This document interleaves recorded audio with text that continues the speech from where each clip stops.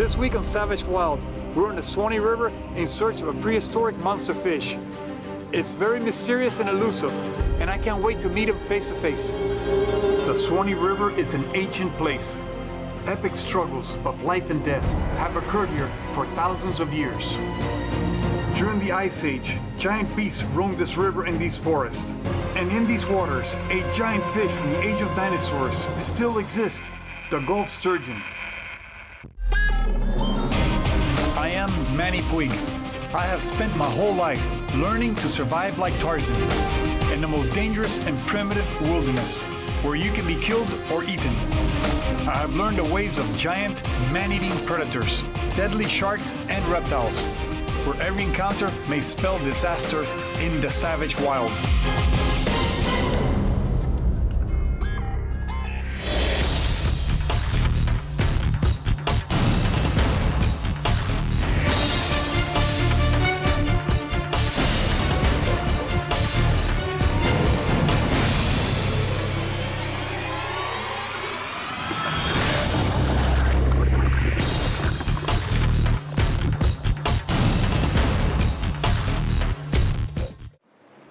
This place has an ancient feel to it. Even the shoreline looks prehistoric. Every river in Florida is unique. They all have a story to tell and secrets to reveal. I have heard stories about this river and what lives here. And now I am here to see it for myself.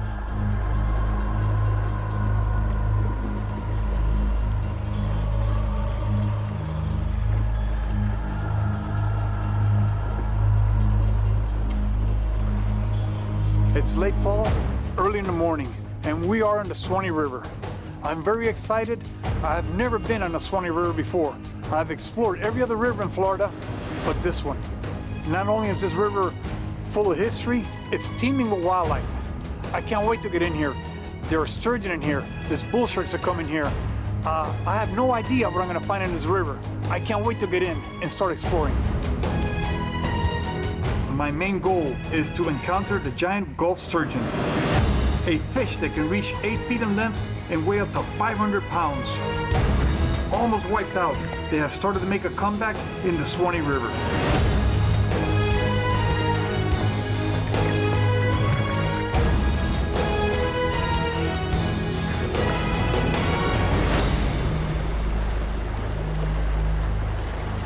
When you go into a place you don't know, you better have a good guide. And we have the right man, Zach Facka.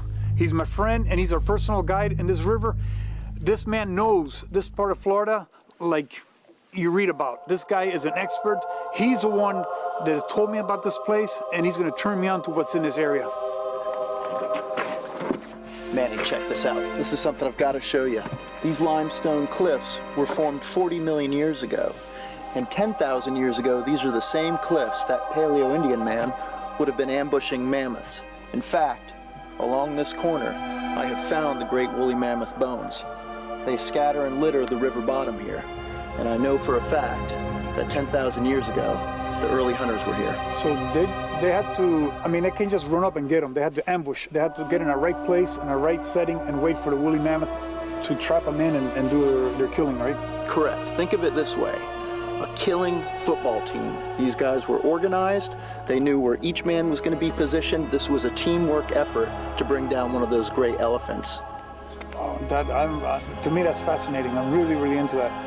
It's amazing. If they fail enough times, they all starve to death. That's correct. So they had to be very, very good at what they were doing. And as you would imagine, 10,000 years ago, there wasn't a hospital. So if you had a leg broken by one of these big elephants, that meant your life. Okay, that's the real Savage Wild. I'm playing around with my animals over here, but those guys are the real Savage Wild. The saber-toothed cat, the woolly mammoth. I'm sure giant alligators were here.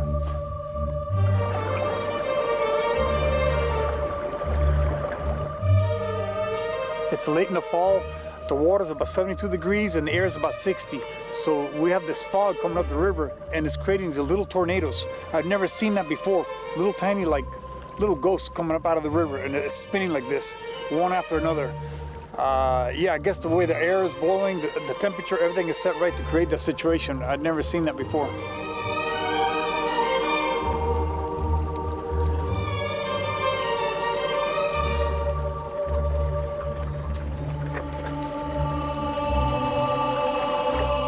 This is a hard pine log.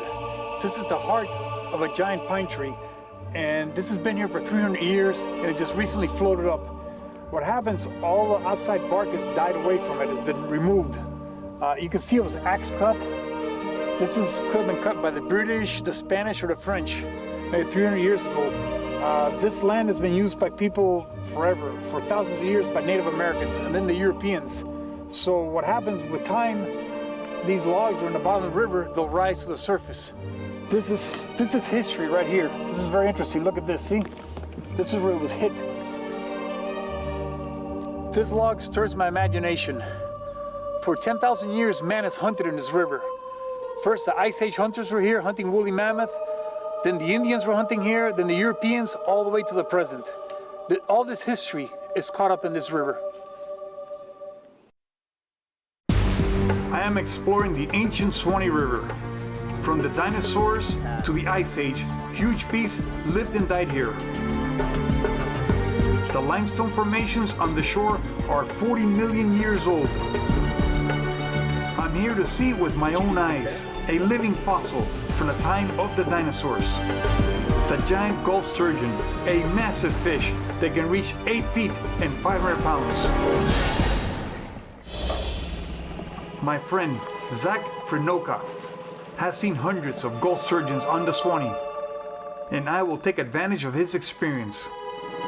Zach, and I can see real good in the shallow water. Do they get up in the shallow water?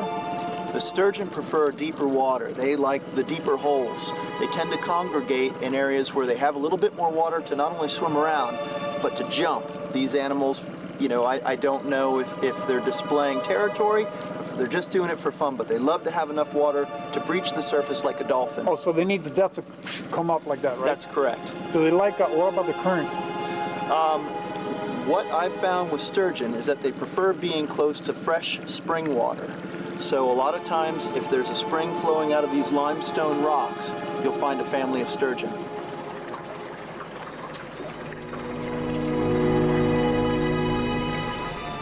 Manny, I know that you have a ton of experience, but when you're down here on the bottom of the Suwannee River, you've got to watch your head on the logs, and you've got to look for overhanging caves and rock formations.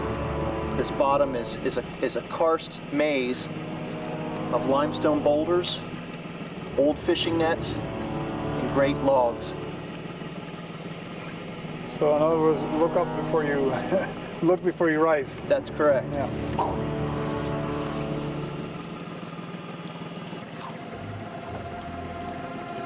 Well, the sun feels good. Doesn't it? That's what I was saying. To warm me up a little bit. It was cold this morning. Yeah. You guys are going to do just fine.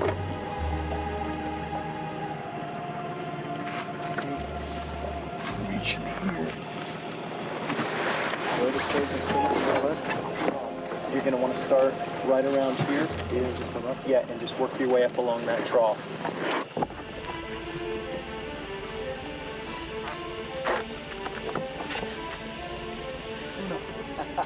Did you do the repair? Yeah.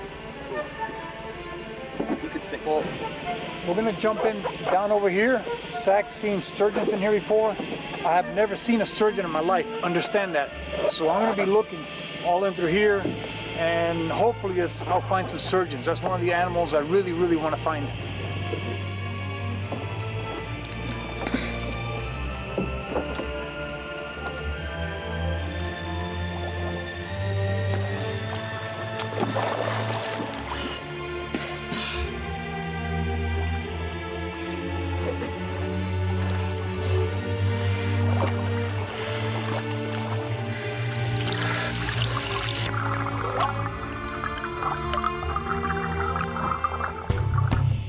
I want to investigate the shoreline.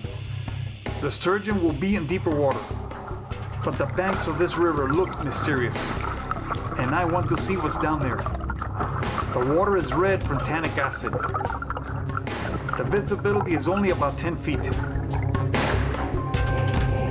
I see a slider turtle resting against a log. As I try to catch it, it powers away, swimming as fast as it can in circles.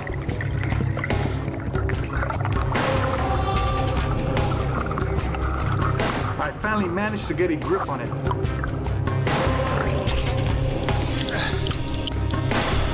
yellow belly slider. These turtles are in every river in Florida, every river. Everywhere is the most common turtle out here in Florida.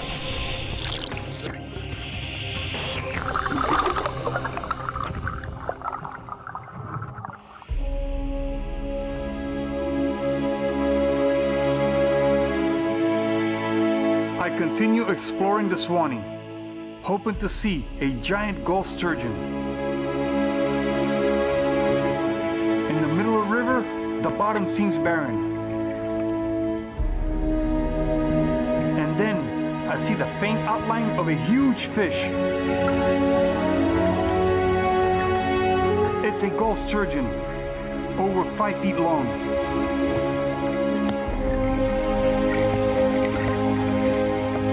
I managed to swim alongside of it for a few seconds before it bolts away, and I catch a glimpse of another as I surface.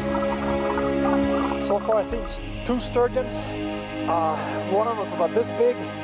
I got up on him, I was trying to get Quit and sandwich him across the other side. Quit, got a quick shot of him as he took off, and I just seen another one bolt over here. I'm trying to, I'm gonna keep combing this area and see if I can find them. Hopefully I find a real big one. But that's the 2 first sturgeons I've ever seen in my entire life in the wild. I am exploring Florida's ancient Suwannee River. 10,000 years ago, Ice Age man stood on these limestone formations and hurled spears at the mastodons that were waiting in the mud.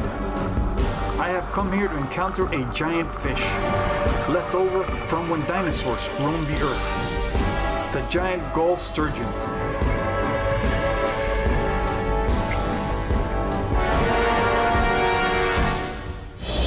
Manny, there's evidence of Florida's prehistoric past all over the Suwannee River. And what I have here is half of the jaw to a juvenile mastodon.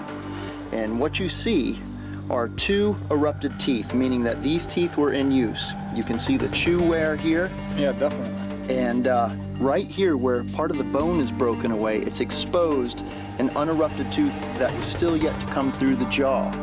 So this fossil is roughly anywhere from 10,000 to 100,000 years old. It's a shame they're extinct. Can you imagine these things roaming around the woods right now? The hunters would like it, the wildlife people would love it. It would add to the wildlife that's already here. I mean, we don't have anything this big roaming the woods out here today. No, and it's a shame. I often dream about what these animals look like. It would be incredible to see a living mastodon today. What's the difference between a mastodon and a mammoth? Well, one of the easiest ways to tell the difference is in the teeth. With a mastodon like this fossil, you have these big ridges, these cusps. And with mammoth teeth, the teeth are essentially flat with shallow ridges. So the mastodon were more equipped for heavy-duty grinding of bigger, more robust plants, whereas the mammoth kind of ground their plants up. They had flat teeth. So that's the big difference. The mastodon have ridges and the mammoth teeth are flat. And about predators preying on the mastodon. Yep, there were a couple serious predators that especially would have fed on the young mastodon. We had the dire wolf, we had the saber cat, and of course we had different species of cats like the jaguar and the American lion. All of those would have feasted on this elephant.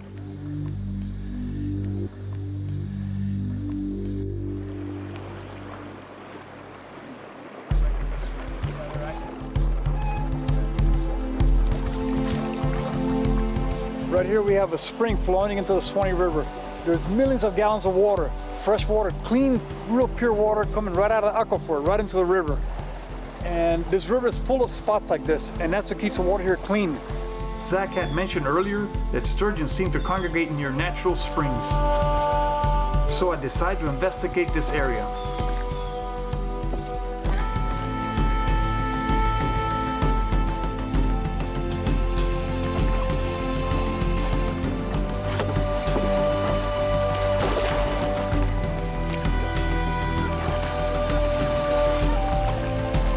Sturgeons don't really travel in schools.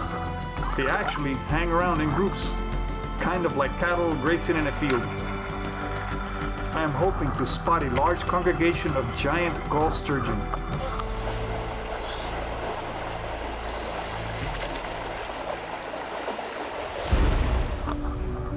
As the bottom looms into view, I realize Zach was right. They must like the water flowing from the springs. I spot 2 sturgeon right away and manage to get a very close look at one of them. Incredible.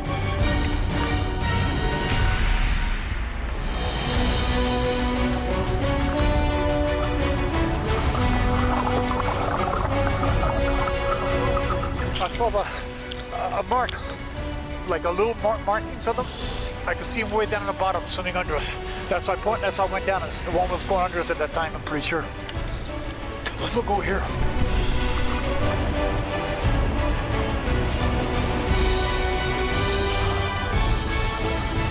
This time I will work my way into deeper water by cruising along the bottom.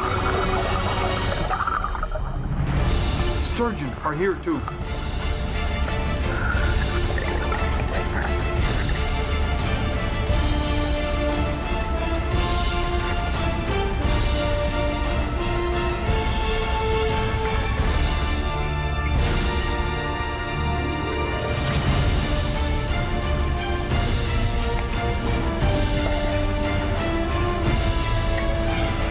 Follow one large sturgeon, trying to get below him. But he swims off into the murky water. Man, let me tell you, I have never seen a sturgeon in my life. I've seen my full of sturgeon today. I don't know how, I knew they were nice size, but I don't know how big until you actually see them, how big some of these sturgeons are. They're actually this wide. And I mean, they're over 6 feet long. Some of these sturgeons are enormous. They're very spooky fish, Every fish has an approach. If you go directly above them, I can get near them, and directly underneath them. From the side, they see you well. Look at these rocky ledges up here. Imagine, go back 10,000 years. There would have been Ice Age hunters on these cliffs right here, throwing spears of mastodons. What an incredible sight. I would have liked to have been right there with them. I would have been right there with them, because I like spear hunting also. This makes me feel like I was born 10,000 years too late. I mean, I missed on a great adventure in those days. There are hundreds of thousands of dragonflies out here, up and down the river. They're feeding on mosquitoes and insects, so actually they're doing us a favor. They're wiping out the mosquito population, so we're out here, there's no mosquito biting us right now. This is an army of devastation. Look at them all. There's just like fighter jets just killing all the mosquitoes out of the air. A mini savage wild.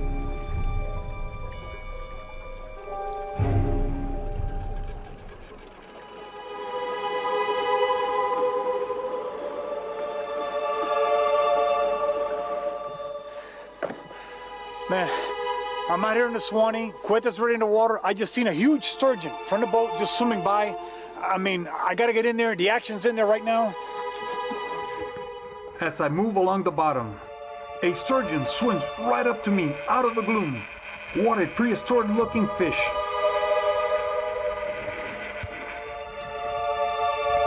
I keep moving, and soon I spot another sturgeon in mid-water.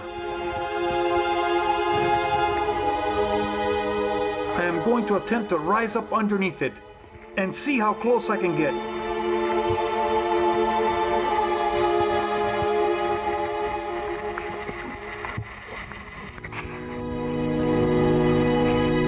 I almost touch the sturgeon before it swims away. This spot seems promising, so I dive again. At first, the only thing I see is the sandy bottom.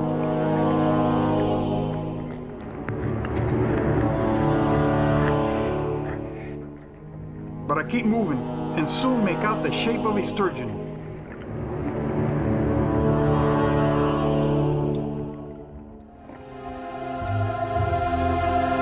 This one allows a very close approach, and I can clearly see how armor-plated this fish is. These sturgeons are pretty shy. Apparently the best way to approach them is from underneath. Somehow they don't see you when you're right under their belly. They gotta be at least 3 feet off the bottom, and then you lay on your back and you swim underneath them, and then you can see their mouth and you get a view on them like this. But it's you know, they're a spooky fish, they're a prehistoric fish, man. They look like dinosaurs too. On the next dive, I encounter a monster sturgeon, over 6 feet long and at least 200 pounds. In my book, size counts, and this one is magnificent. This is definitely a female. Males only grow to about 5 feet. Females do not mature sexually until they are 10 to 17 years old. This one must be very old. The monster sturgeon allows me to approach closely before swimming off into the murky water.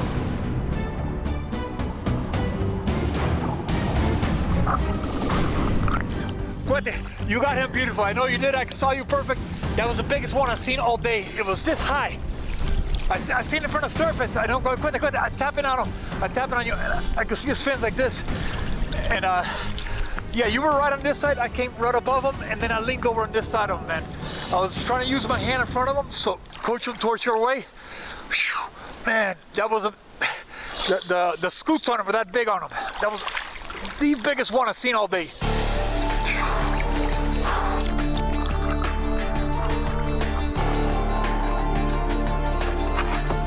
I've been hearing about sturgeons and reading about sturgeons my entire life. My entire life I wanted to see a sturgeon, you know, and years ago the sturgeons were almost extinct. It was unheard of. People hardly ever saw them, you know. They were fished almost to Never Land. And but today it's my first. I didn't just see one sturgeon. I saw dozens of sturgeons, little ones, big ones. I got close to them. I got to see them. I got to swim underneath them. And I mean, I swam with alligators, sharks, everything. But this is a unique and special day for me. My first day on the Suwannee, my first day ever in the water with a sturgeon.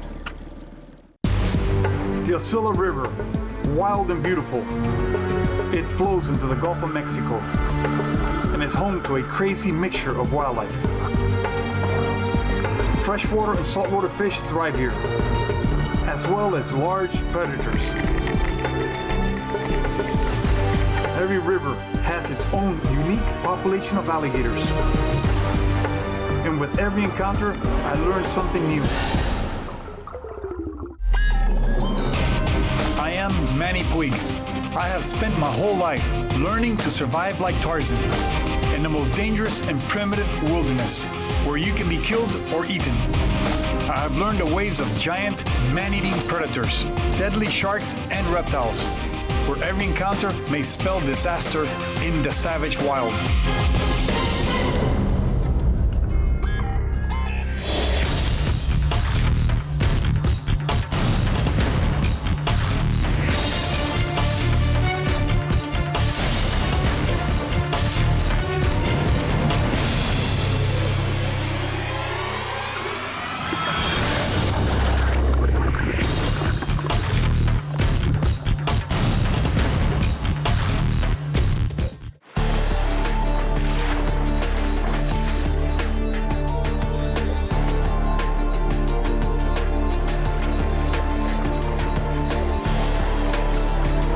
This is the Aucilla River, one of the wildest rivers in Florida. It empties into the Gulf of Mexico and extremely affected by the tides. And because of that, the wildlife in here is incredible. It's full of saltwater fish in here, freshwater fish. You have sharks, you have alligators, you have all kinds of freshwater and saltwater species.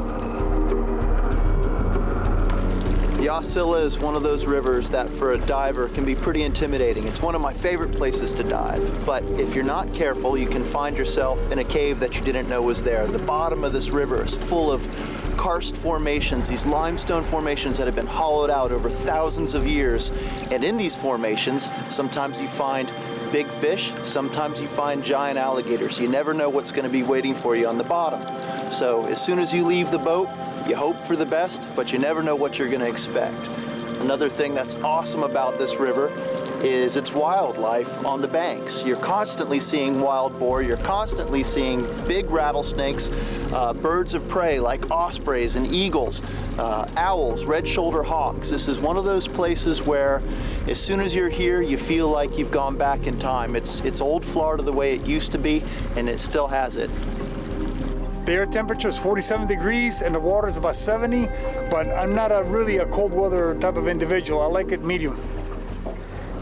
Can you make sure that my flap? I sure will. Is the flap right? Yep. Okay. Everybody thinks Florida is hot and humid, but in the winter, it gets really cold here. It gets freezing, and it's got that humid cold that goes right into your bones. Another thing is, the alligator, people understand they can handle a lot of cold weather, not like the crocodile. Crocodile cannot stand this weather, but the alligator is hardy. He's thriving in this temperature right now. Everything is cold. My gloves are cold. My wetsuit is cold. This is a lot of fun, but right now, this feels like hard work. Putting on this cold, miserable wetsuit doesn't feel good. This is the kind of day, you know, I could stay in bed all day, you know?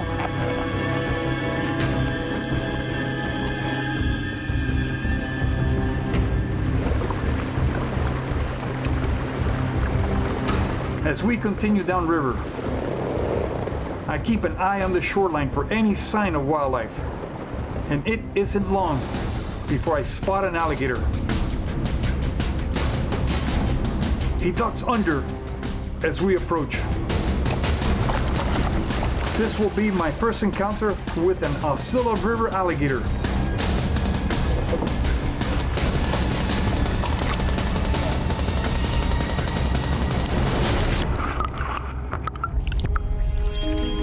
It seems like each location has a population of alligators with certain personality traits. And I wonder if these alligators will be aggressive or shy. And there's only one way to find out. The water is cold and murky.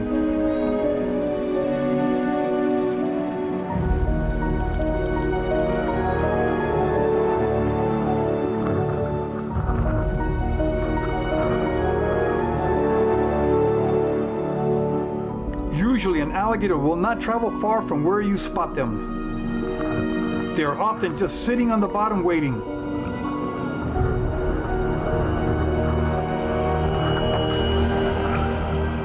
But I see no sign of this alligator, so I keep moving.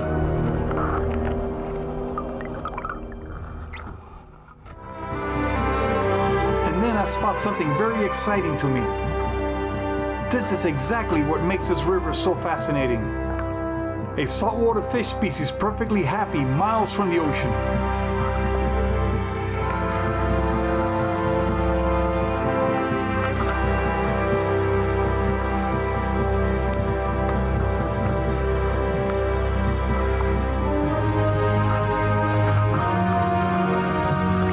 Those are juvenile mangrove snapper. This fish belongs way out in the Gulf, and they're in here way up in the freshwater. That's a juvenile mangrove snapper. It's incredible.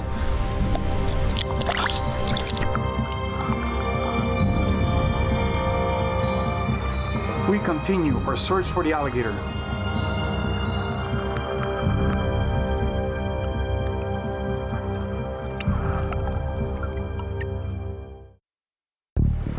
I am exploring a fascinating and strange ecosystem, Florida's Aucilla River. It empties directly into the Gulf of Mexico. So it's not only affected by the tides, it is also home to fish and other species that are found miles at sea and on the deep reefs. There is also a healthy population of alligators here, and I wonder how this mix of salt and freshwater affects them. Are they more dangerous? We continue our search for an alligator that dove under near the bank. Visibility is very low, so I will not see the alligator until I am only a few feet away. And these conditions are always dangerous. It makes you wonder if you are the one being stalked.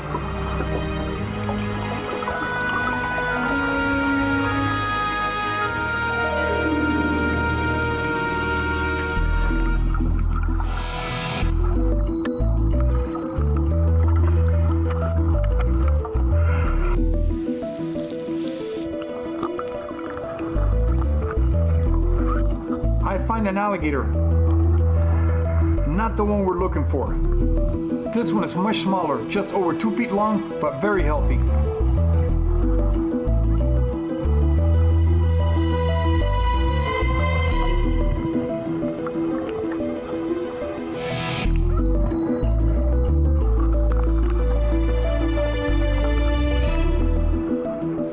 Yeah, we've seen the first alligator of the day underwater. It's about this big.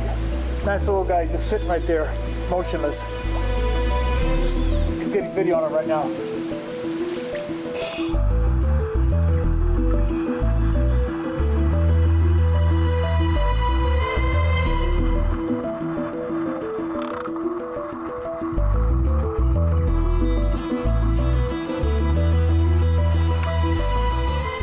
So far I've seen little mangrove snapper, 2 largemouth bass, 1 baby alligator, and some mullet. That's all I've seen so far. So we're gonna go try another area right now. Maybe when the tide's different, you know, it might be a ton of fish in here. Everything is moving back and forth through here.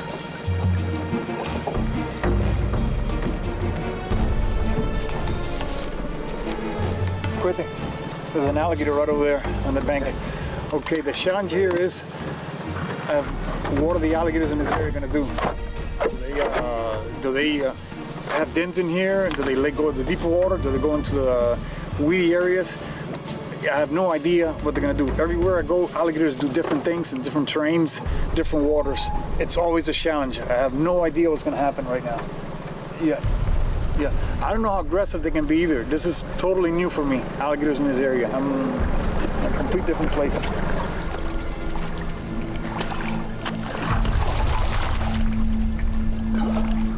This time, I quickly locate the alligator, resting on the bottom. I can tell this is a very large animal. Put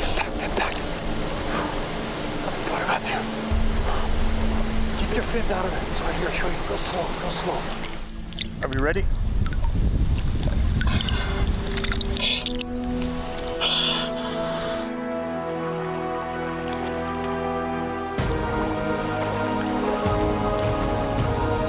The alligator is moving, leaving a mud trail behind him that we can easily follow.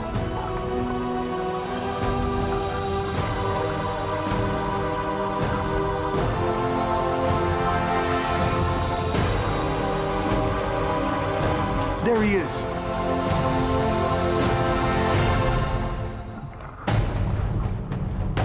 He seems wary of us. And before I can approach him, he moves off again. I swim beside him, but as I try to lift him by the shin, he pulls away, giving us a close look at how impressive he is, before disappearing into the murky water. We just had an encounter with a massive alligator here, and he was extremely nervous, you know, moving back and forth everywhere, extremely nervous. Every time I come near him, he would just bolt this way, and mud was just coming everywhere. I mean, I don't know if he had a den in there, then he went over some really rocky bottom and took off over some more deep water over here. I think the saltwater and freshwater mixing over here where he went. I couldn't find him no more. But he was a very strongly built, heavy built, massively built animal. Very powerful built alligator.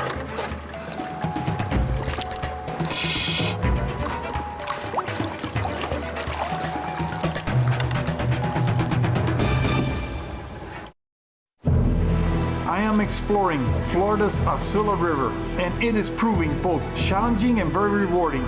We have encountered both freshwater and saltwater fish, and a massive alligator who seems very shy and anxious. And I wonder if this is typical of the alligators that live in this murky water, where saltwater and freshwater are constantly mixing.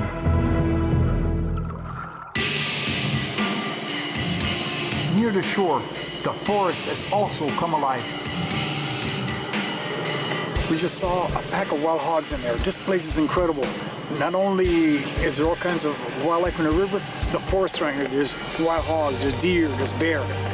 I bet one thing for sure, every once in a while, one of these water hogs get taken by an alligator. I bet that happens out here pretty often. It seems to be a high supply of them out here.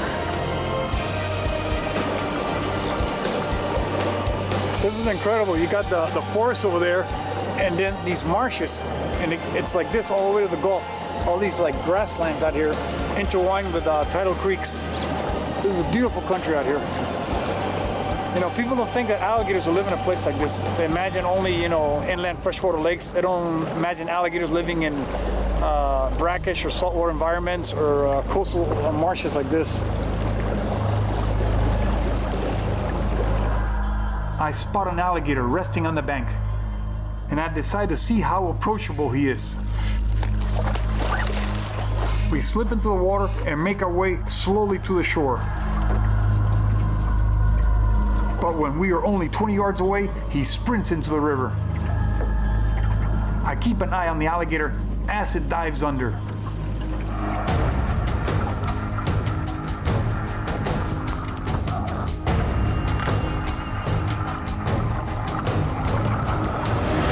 And there it is, barely visible in a murky mixture of salt and fresh water.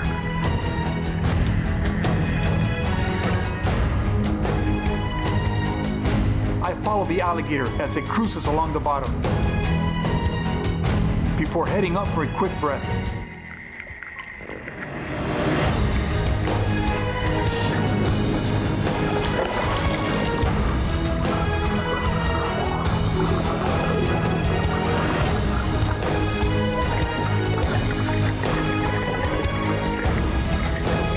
I quickly locate the alligator again, but it wants nothing to do with me. These alligators are not behaving like the kings of this river. They are very jumpy. I lost you because I saw him go and then I lost you. No, you got long fins, man. You should have been on top of me. Were you holding on to him or what? Yeah, I went with him, man. That wasn't him, but I took off right. He slipped, but I took off right after him. I trailed him. And you were 20 feet behind me.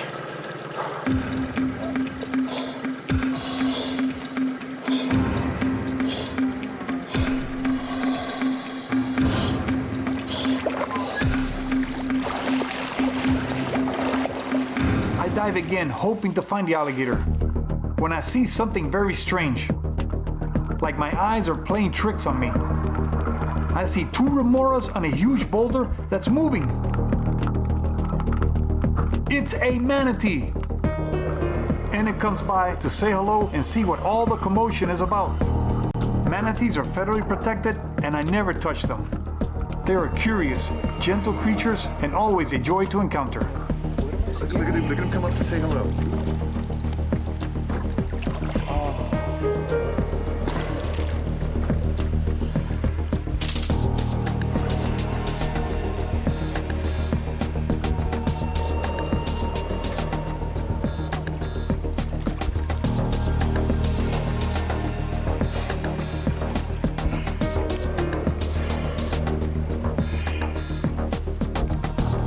The manatee gives us a good looking over.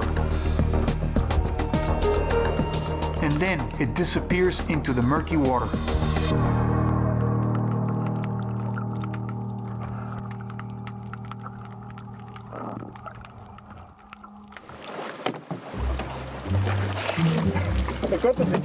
Were you filming a remorse? Did you know that was a manatee? I started swimming the remorse. I don't know what the heck it was.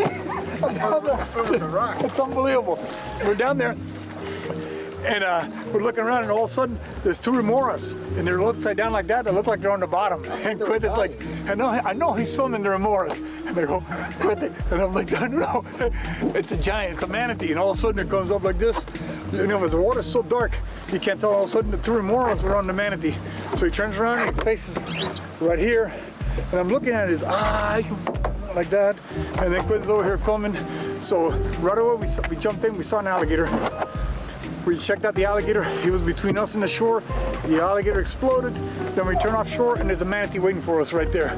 This is incredible, man. We just got here. 3 alligators, a manatee. It's really kicking out here.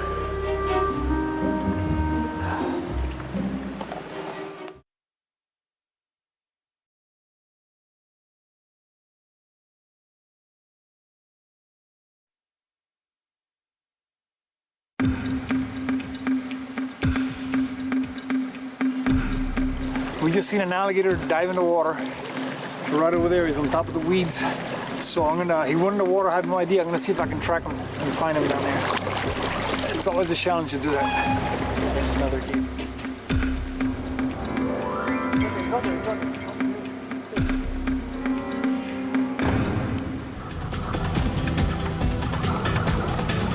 I spot the alligator, a very heavy-bodied animal for a 7-footer. They are definitely eating well here. This time I try a different approach, gently lifting the alligator by the shoulders, but no way.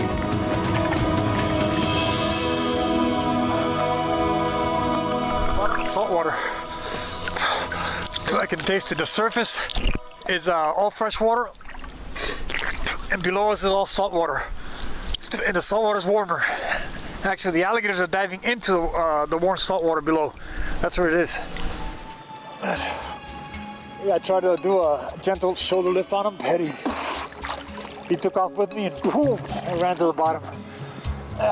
Then at that time, he just exploded the bottom and everything. I don't know exactly what he saw or got, but it was quick. You know, I don't know where he went now.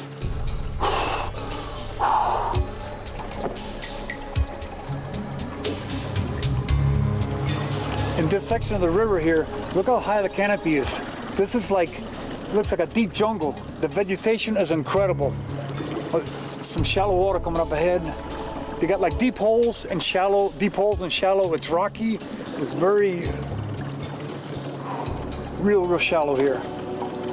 Real shallow. But the forest, it's rich and thick and magnificent. Look at all the mullet.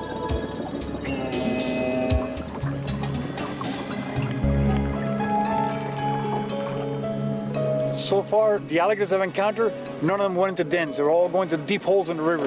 This river has very deep holes, like 25 feet deep or deeper. But in here, definitely I can tell you there's an alligator den right there. I can just look and know that there's a dugout in there. An alligator den can go back 20 feet in there. I mean, you can only go back so far. On some of them, I've been in there with a flashlight before and been in there. This water is so dark though, it'll be very, very hard to see in there. There could be a gator inside that den right now. It could be a 6-foot alligator or it could be a 12-foot monster in there right now. We have no idea.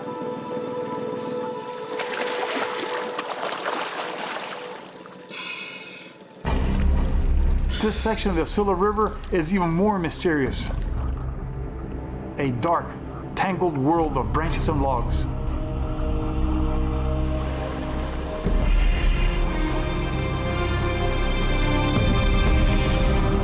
Schools of mullet swarm around us.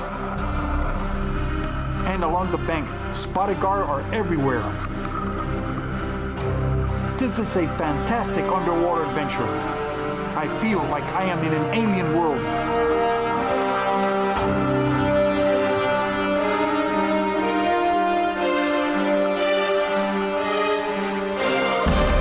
Largemouth bass are also cruising the banks.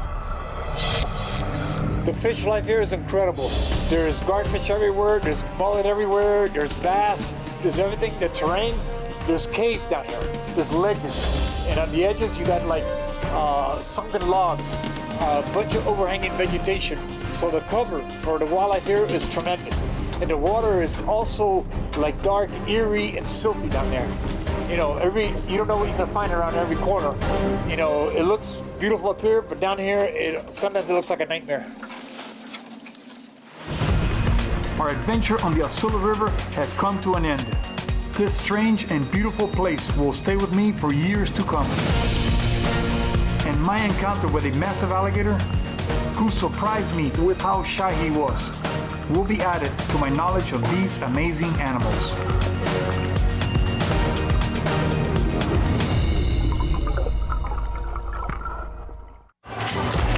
Hand fishing at night for huge longnose gar, surrounded by danger.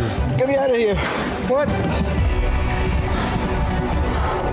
Almost drowned, man, almost. Look at the needle-like teeth on this fish. Longnose gar are lightning fast and powerful, the second largest predator in this river. But the number one predator will also be watching us. They own this world at night. am Manny Puig. I have spent my whole life learning to survive like Tarzan in the most dangerous and primitive wilderness where you can be killed or eaten. I have learned the ways of giant man-eating predators, deadly sharks and reptiles, where every encounter may spell disaster in the savage wild.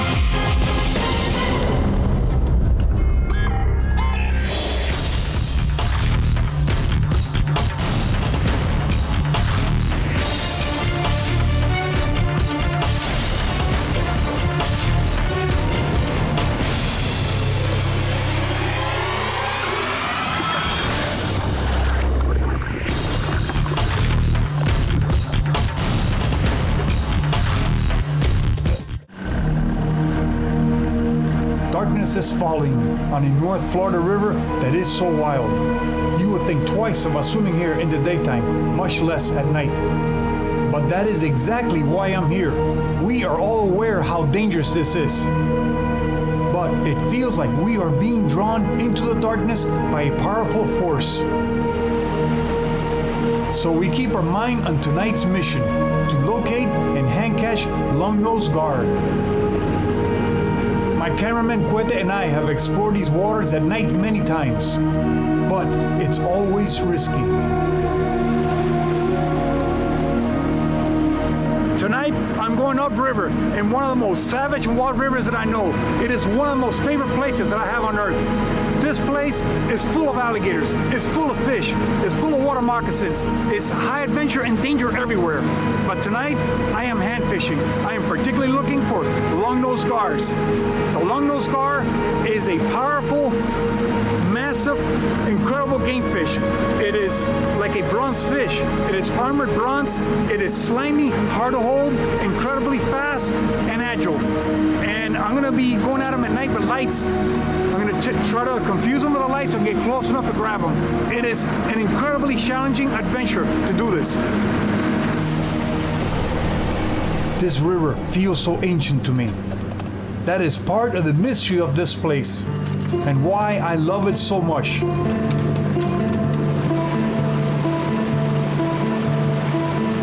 Manny, what we're going to do is we're going to ease up here, and on these corners, you know, where these curves are in this river, that water kind of just spins and moves slower, and those gar will lay up there, and they wait till the fish come out, and they come out and smack them. Yeah, so, they're not heavy everywhere. They got their favorite spots they're hanging out in, and that's where I got to find, you know.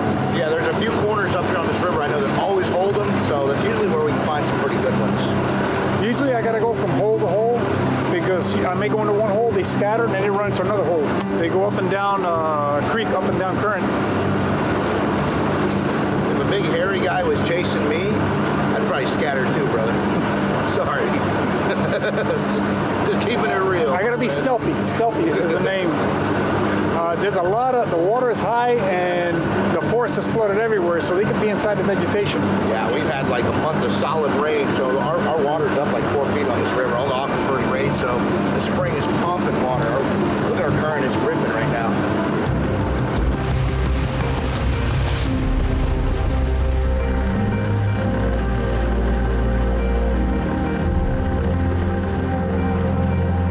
Many ways to catch fish: bow fishing, rod and reel, spear fishing. I like them all, but I prefer hand fishing. Hand fishing to me is the most challenging, the most demanding. I mean, I'm out here in the middle of the night and the water's infested with alligators. There's water moccasins, catching fish that swim in mid-water. Unlike noodling where they go in a hole. Most of the fish I'm going to be catching are Longnose Gars, which they're fast and elusive, and I got to catch them mid-water. So I'm putting all of me to the test. I got to watch behind me, make sure I don't get attacked by an alligator. When I'm struggling with a fish, I got to be alert. I got to make sure my cameraman Quentin's alert, and this is going to be exciting. This is high adventure, maximum high adventure. Man, what a beautiful night. Yeah, it is nice. Incredible tonight. Wow. Couldn't ask for better weather either.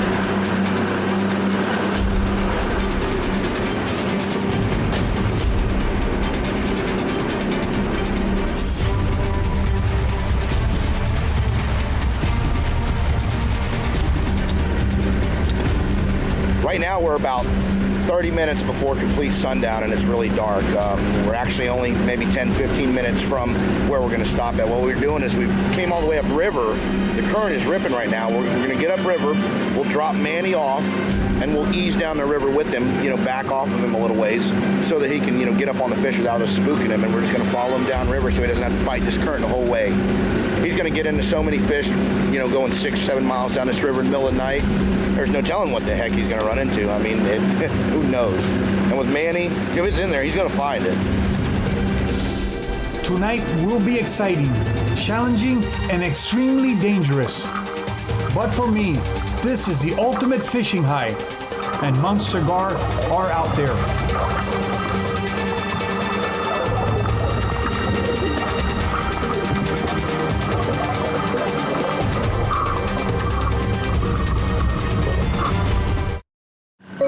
I am preparing to explore one of North Florida's wildest sections of river. I have come here to catch huge longnose gar with only my hands and a flashlight.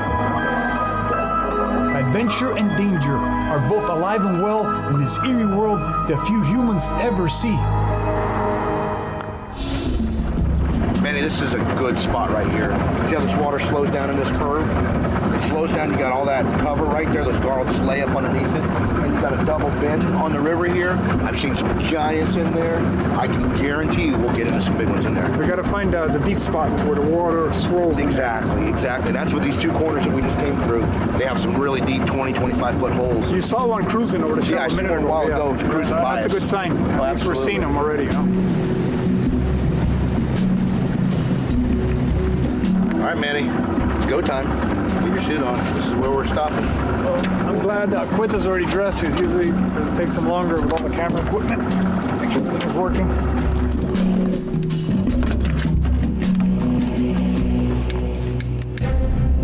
Actually, it is spooky out here at night. It is more dangerous, but it's an advantage for me. Because when you put a light on a fish, on a gar, he doesn't see you coming. The light confuses the fish, and then it gives me a chance to sneak up on him. In broad daylight, the only way I can grab a gar if he's swimming through heavy weeds and he doesn't see my hands coming. So I have to ambush him. But at night, it gives me more room to ambush the fish. So it is an advantage. So it is the best time to do it, but it's also you're putting yourself at more danger, at more risk. The lights on my camera are very powerful LED lights.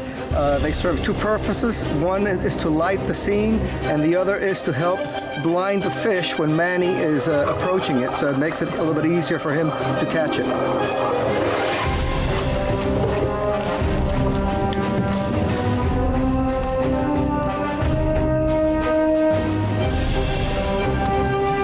Okay, these bugs are swarming in the air we breathe. So when we breathe up our snorkel, we just sort them in. So on top of everything else, we have to deal with that. But that's part of it. You want to catch fish, you got to be in the wilderness. That's part of it.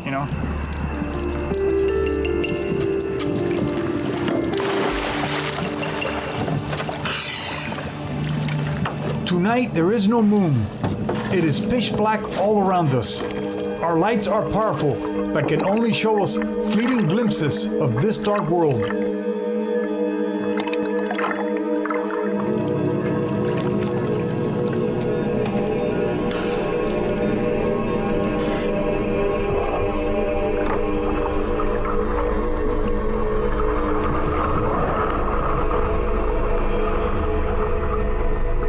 Moments into our dive, I spot a familiar sight on the bottom. Resting on a log, a giant Plocastinus. The same sucker fish you buy for your aquarium, only supersized. Will be a good warm-up for my hand-catching skills. This here is a huge Plocastinus. This is an alien species. He's heavily armored. He's got spikes everywhere. If you don't have gloves and you grab him, he will cut your hand up. I mean, he's not a pretty fish. Look at the underneath. Look at his mouth. He's very tough, very hard. It's like made out of super material. But anyways, this is a nice fish, a nice Plocastinus. But I'm gonna keep looking for. I'm gonna let him go. Keep looking for gars.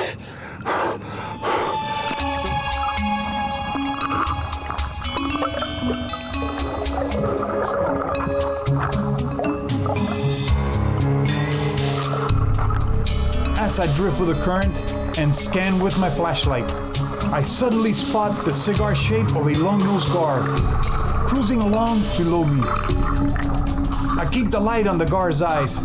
This makes it impossible for him to see me. And at the last moment, I drop the flashlight and grab the Gar with both hands by the long bill filled with needle-sharp teeth. My first Longnose Gar of the night.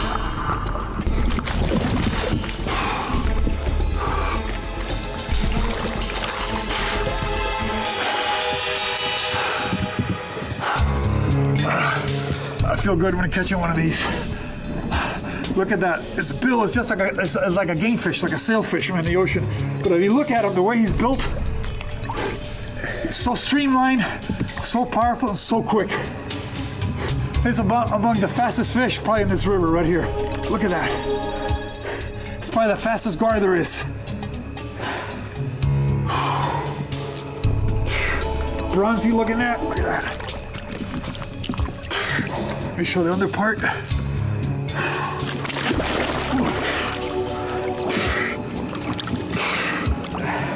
Let's see if I can get his, look at his teeth. Yeah, I don't want to get my finger caught in his mouth. I gotta be real careful.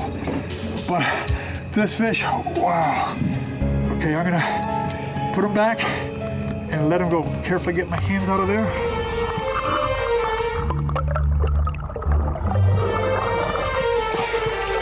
And to me, that is one of my most favorite challenges, to hand catch a fish, like any fish by hand, but especially a Longnose Gar. It is an incredible challenge. This is fishing at its finest. It is an art. This is high adventure. You have no idea what it feels like to catch a fish like that by hand.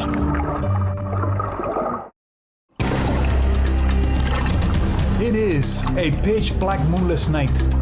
I am exploring a wild Florida river. I'm here to catch giant Longnose Gar with only my hands and a flashlight. So far, I have caught a giant suckerfish and a medium-sized Gar. But I know out there in the dark, a giant Longnose Gar is lurking. And so are the muggers. This river is full of Longnose Gar.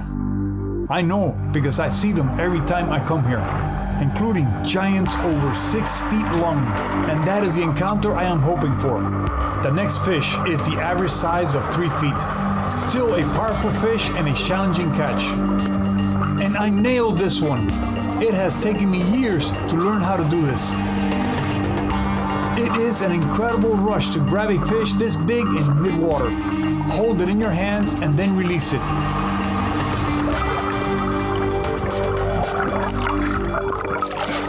Another beautiful Gar, man. Look at this.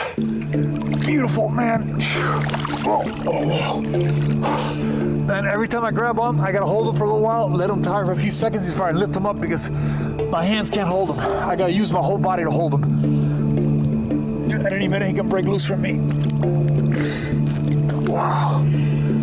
There's quite a few of them in this river. This guy is probably about 3.5 feet, but they got some in here that are up to like close to 6 feet, man. Monsters out here.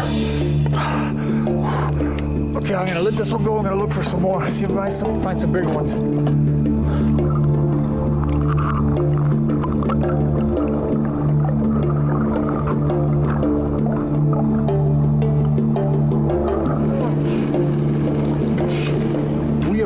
A giant mat of floating weeds, a common sight along the shore of this river. I have never considered them dangerous, but I am about to learn a lesson I will never forget. I spot a Longnose Gar below me and dive down to grab it.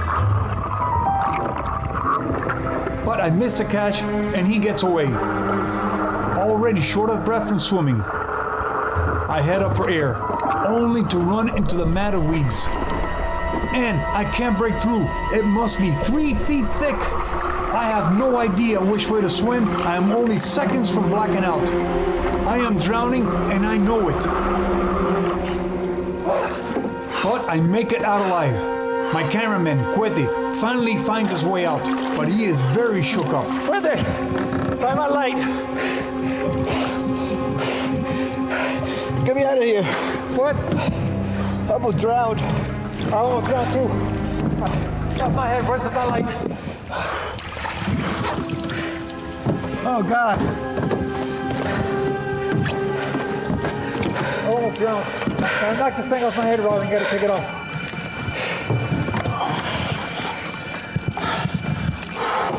I almost drowned, man, almost. I was following this big gar, right? And he kept going under. And I'm chasing him, I'm about out of air, I'm about to grab him.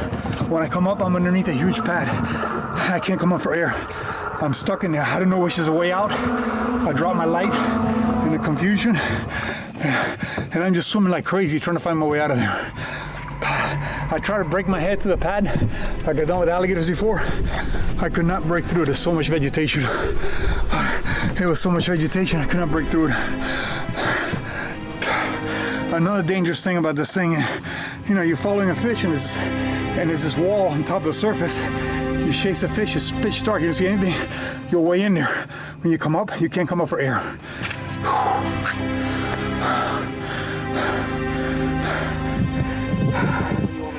Damn, couldn't find the way out. I was out of breath and I hit this mat right here. It's gotta be 2 or 3 feet thick and I couldn't break out of it. I had to know which way to get out. So I figured, okay, I'm either gonna swim to shore or swim out under it. Wow. Well, I'm gonna take a few minutes. I'm gonna catch my breath, let my body reoxygenate and get back to normal. I am not gonna make that same mistake again that I just did. I'm gonna watch out for it. But understand, this is a very dark night. When you look up, you can't see nothing. There's no bearing of any kind whatsoever. I got a little flashlight in front of me and it's a dark world all around me, full of everything. There's branches, weeds, holes, current. I don't know what I'm running into. And in the midst of all that, I'm trying to catch a fish. Trapped under a mat of weeds.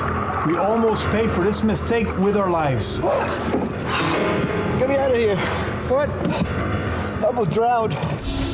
Queta and I almost drowned under a pad of weeds. This time, we're already rested up. We're gonna be more careful when we go back in there. I don't ever want to put myself in that situation again.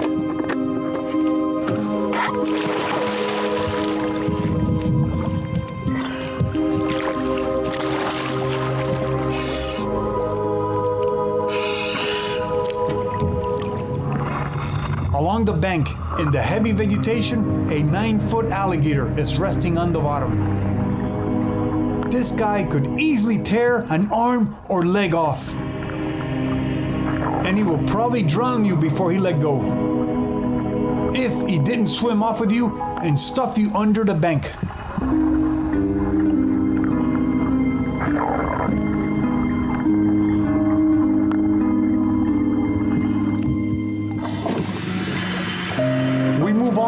And as we pass for an area of sand and eelgrass, I spot the shape of a monster-sized Longnose Gar, resting just off the bottom.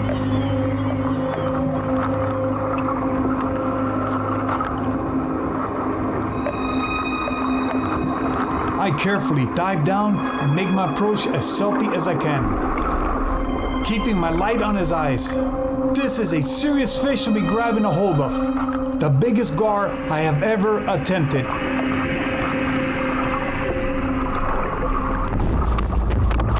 It feels like it's made of spring steel. There is no way I could hold this fish without wrapping my legs around him. I got a monster. I got a monster. I struggle to make it to shore. Trying to swim with this fish and keep my head above water is not working. This guy is at least 5 feet long. He's super heavy, super powerful. Incredible, incredible. Let's see. Look at that. Wow. Look at that. Look at that.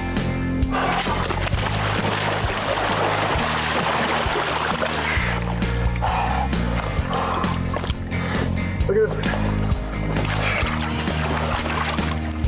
Look at that. Oh my gosh. Look at that. they get not much bigger than this. This is a really, really, really nice Longnose Gar, man. This is a trophy right here.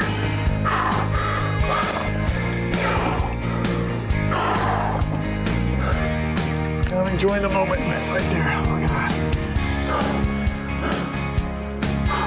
He's so powerful. I've had him for I don't know how long. He's still fighting me with everything he's got.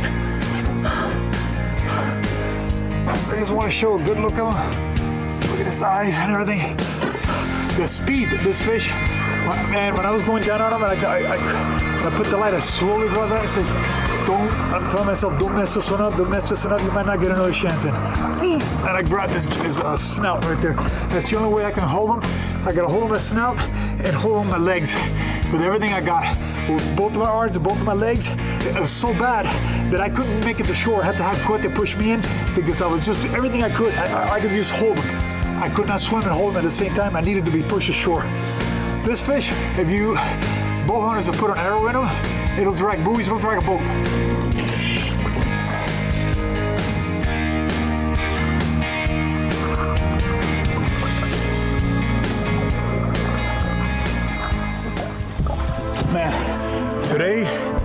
Man, tonight, well, it's not daytime.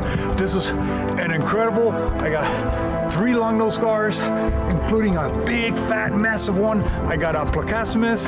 We had an alligator encounter. We almost drowned. This has been a super, super adventurous night. I'm glad we didn't drown because that way you can join us next week on Savage Wild.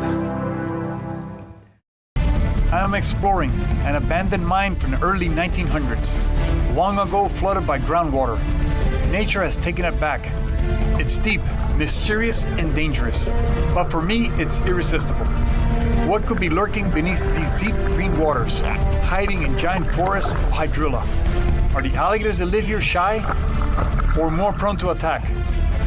And will darkness reveal its true nature? I am Manny Puig.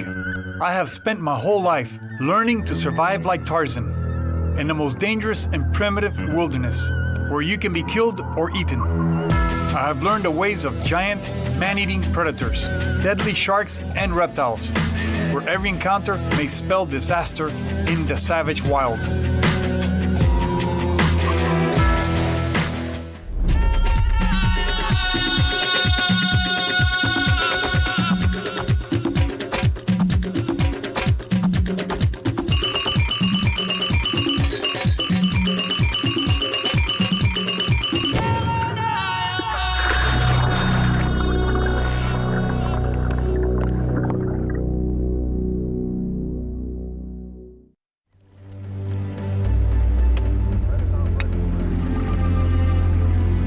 This may look like a lake, a big lake, but it's actually a quarry. It's a man-made hole, a man-made lake.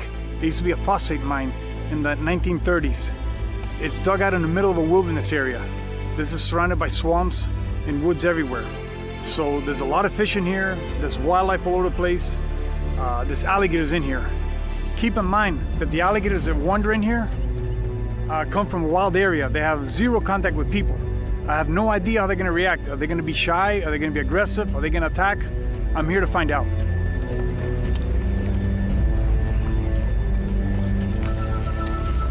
Take into account that the fish are in here were not put in here. They come in here naturally through the aquifers, the underwater tunnels. They come from nearby swamps and lakes and creeks, and they make their way in here. Also, the edges are full of cattails. Plenty of hiding places for fish and alligators and snakes. And it's also deep. So you have shallow water and deep water come in contact, which creates a very unique situation, very interesting for wildlife and fish. This is to keep the mess from fogging up. You don't have soap, you spit in it.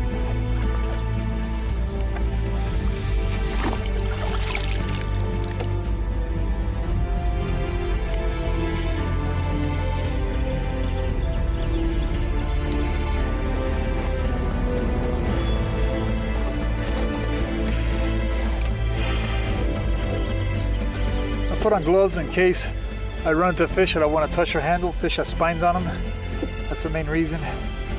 For handling an alligator, I prefer not to have a glove on because I can feel the skin better and I can touch it. They got like a nice gentle leather down here on their bellies. They're gentle. They don't. Sometimes if you squeeze down, if he shakes real hard, he'll rip the flesh off your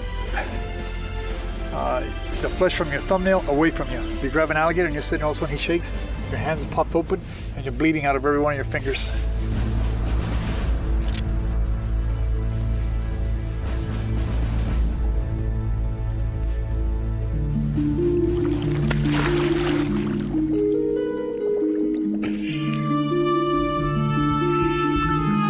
The water in this rock quarry is green and cloudy from decaying hydrilla. As I make my way to the bank, I can already see that finding large alligators in here will be like finding a needle in a haystack. There are signs of alligators, large tunnels in the hydrilla, but the plants are so dense, you could be 1 foot away and not know it. This is the first time I have explored one of these abandoned mines because they are on private property. The wildlife is totally isolated. I'm always fascinated by how isolated environments affect behavior of wildlife, especially the predators. This quarry is deep, 40 to 50 feet at least. I dive down to explore the bottom. The decaying hydrilla and silt has reduced the visibility to only a few yards. There are fish, bass, perch, and cichlids that have made their way in through the underground aquifer.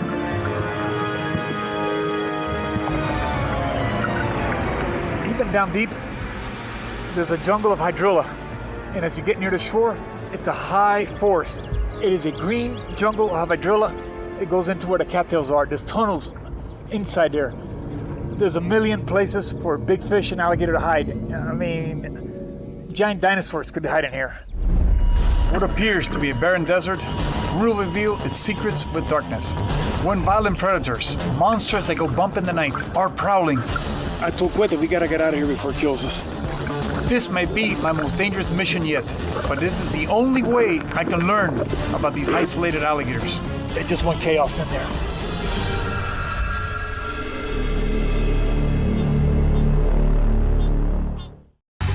This abandoned mine from the early 1900s holds countless mysteries. What is lying on the bottom, buried in silt and decaying hydrilla? There are plenty of places for large alligators to hide. This rock quarry is deeper than any natural lake in Florida. Except for a few small fish, it seems barren. Will nightfall reveal its secrets? That's an example of the equipment, mining equipment has been left out here. There's probably a bunch of it sunk down here in the bottom, but the silt is so deep down there, it's accumulated over the years, that it could be 30 feet under silt, whatever is down there. They were just a very, very dangerous place in the early 1900s. That's why they are all so protected now, and normally they're all on private property surrounded by fences and stuff because they're such a liability to people. People don't realize how deep these things are and how dangerous they are. When this is being dug, once they hit a certain depth into the ground, this is Florida, wherever, so right away you're gonna hit the water level, and the water's gonna start sipping in from the aquifer from below.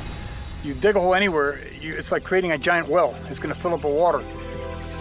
And so this is pretty deep. There are very deep places in here. I don't know exactly how deep it is. They could be mining equipment in here. They could be bodies down here. Anything could have fallen in here. There's a crane in here somewhere. There's an entire crane in here. So if you can hide a crane in here and not know where it is, you can imagine how many people could fall in here and drown. I'm interested in all the wildlife here, but mainly the alligators. I want to know what their habits are like in this area. Are they coming in from other areas? Are they isolated in here? Have they been exposed to humans? Are they going to be shy or aggressive towards humans? I'm here to find out.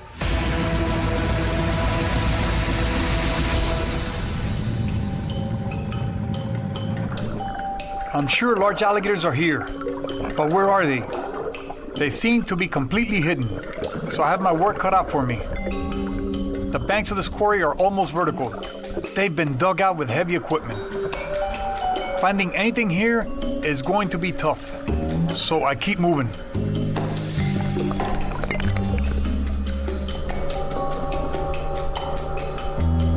I find nothing but small fish and mountains of hydrilla. Hydrilla is actually a non-native plant. and Florida's waterways are choked with it. In most rivers and lakes, they use special fish, insects, and even chemicals to control it. But here, it has been allowed to grow unchecked for years. It's like a dense, tangled jungle, hiding everything from view. There are stories of people drowning in this rock quarry and disappearing forever. It's easy to imagine. Once something sinks into the jungle of weeds, good luck finding it.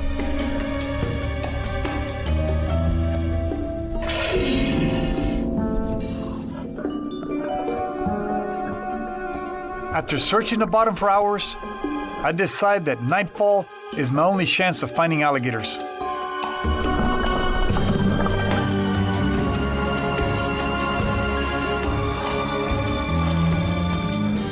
But I haven't seen anything.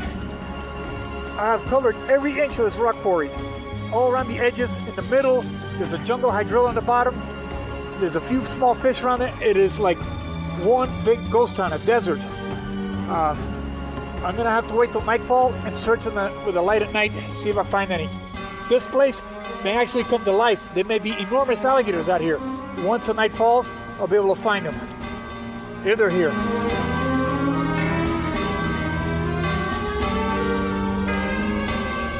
It looks so peaceful out here at night, but in the darkness, now it could be a very violent world down there.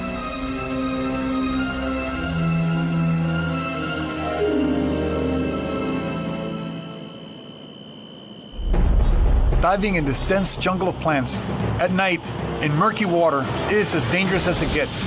This is a perfect place for an ambush predator to take down prey. This is an extreme test of nerve.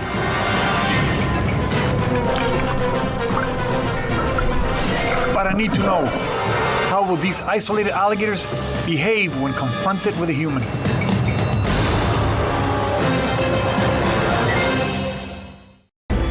I am exploring a flooded mine, dug in the early 1900s, long ago abandoned. These old mines are found all over Florida and are extremely dangerous. Full of mining equipment, water moccasins, and alligators. I have spent the day searching for predators. There are signs they have been here, but so far nothing but small fish and mountains of hydrilla. As darkness settles in, I wonder what we will find beneath these murky waters.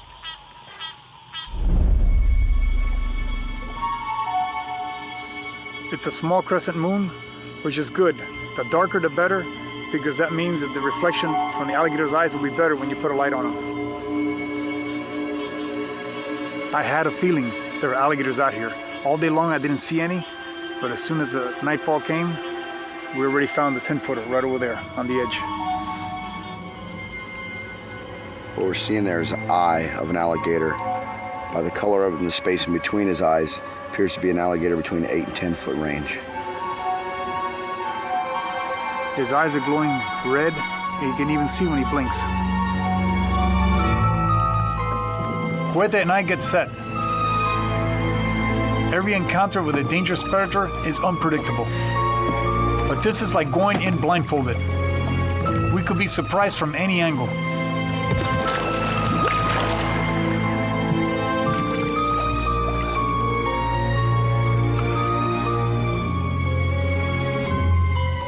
As we slowly approach the alligator, we can see him with our lights, hanging motionless on the surface. But he suddenly turns and swims off into the dark, tangled forest of hydrilla on the bank.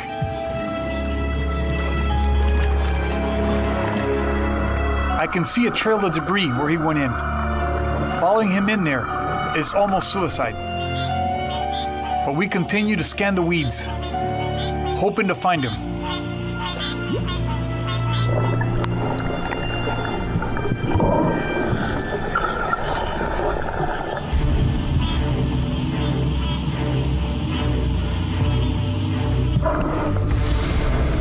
And we get lucky.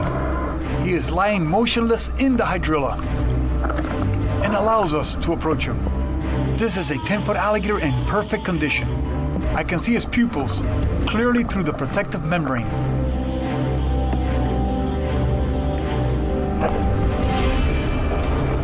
This is the size of alligator responsible for most of the attacks on humans. He could easily make a meal out of one of us, but he allows us to carefully study him.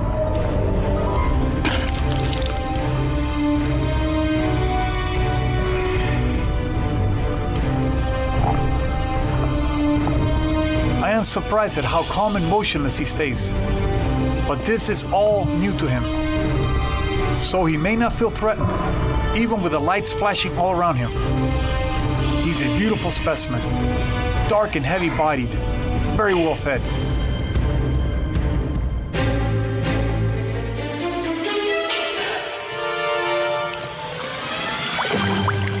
I decide to levitate him to see how he reacts. But he bolts off with the slightest touch of my hand.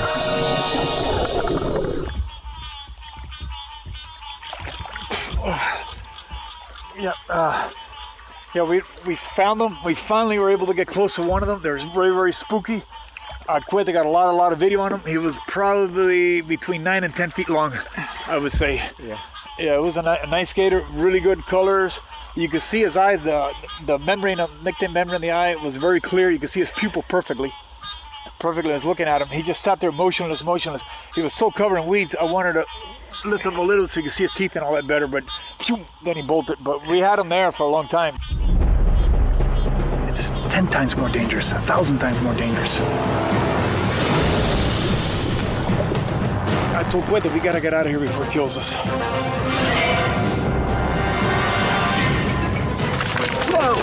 Got him.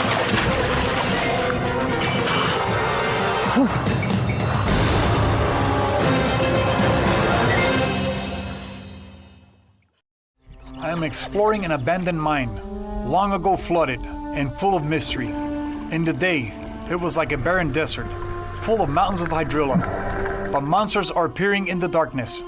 Already I've encountered a 10-foot alligator, and I can sense more out there, waiting in the murky water. How will these isolated alligators behave? Will they attack us or shy away? I'm searching for answers in this nightmare of tangled weeds.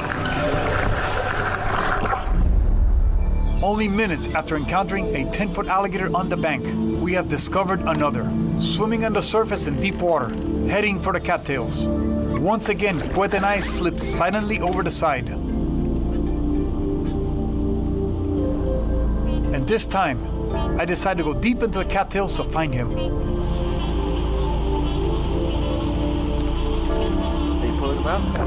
There's the end of his tail. I can tell this is a very large alligator. And as I gently lift his tail, he explodes away. And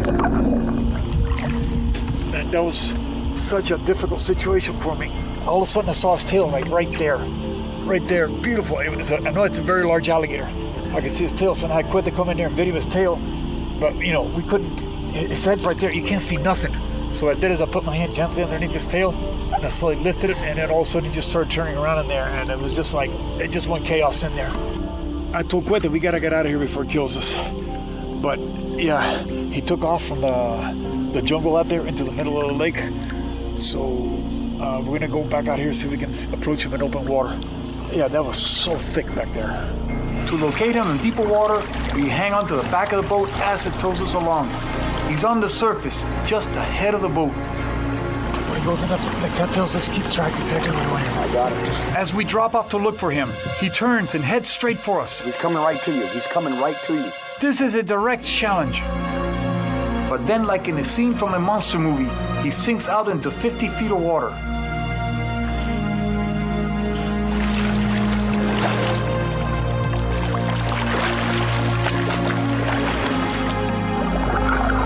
I dive after him, hoping to catch up to him.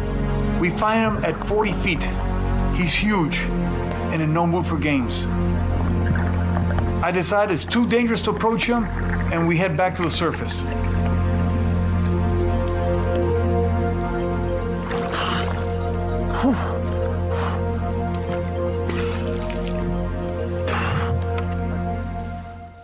What makes it so dangerous in this quarry at night is tracking these alligators in the hydrilla and in the cattails.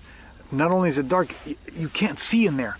So you're feeling your way through, and then maybe 1 inch at a time. And then when you do find them, the alligator is completely enclosed and you're enclosed. Both of you are stuck together, in these cattails. So if he explodes in there and he comes your way, you can't get out of the way, there's nothing you can do. You're literally gonna both be like this in the cattails. So when he explodes, he's pushing through and pushing, you don't even know what's going on. It's chaos.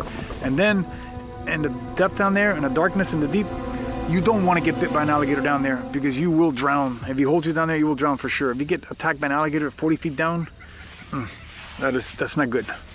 Yeah. At 3 a.m. in the morning, I discover a 6-foot alligator near the bank. I decide to capture him for an even closer inspection.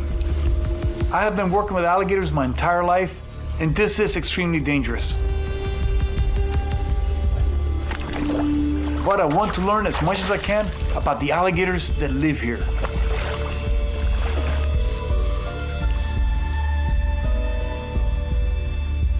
Okay, usually when I hold an alligator, hold him like this, I keep him from spinning back way, this way or this way, so he can swing this way or this way and bite me. See, his mouth is wide open right now.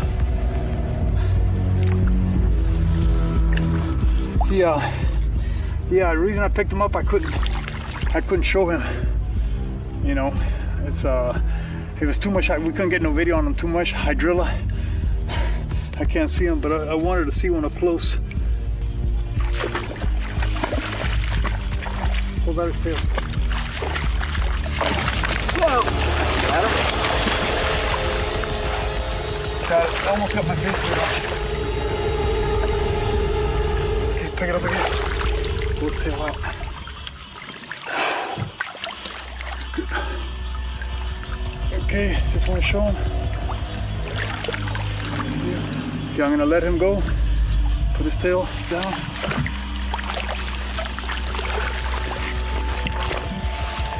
Got his mouth open. Yeah. All right. Wait, he's mad right now. We'll take your foot off. And now you get that big, we'll take your hand off. Well, it went from a ghost town to the Wild Wild West. As soon as the sun went down, this place became alive, and it became savage, and it became wild. But I've learned so much about the nature of alligators living in this rock quarry. They're unique because they're isolated. But are they more dangerous or aggressive? Possibly. But I also believe they are less cautious about humans. But what an amazing adventure. And I'm glad you were here to experience it with me.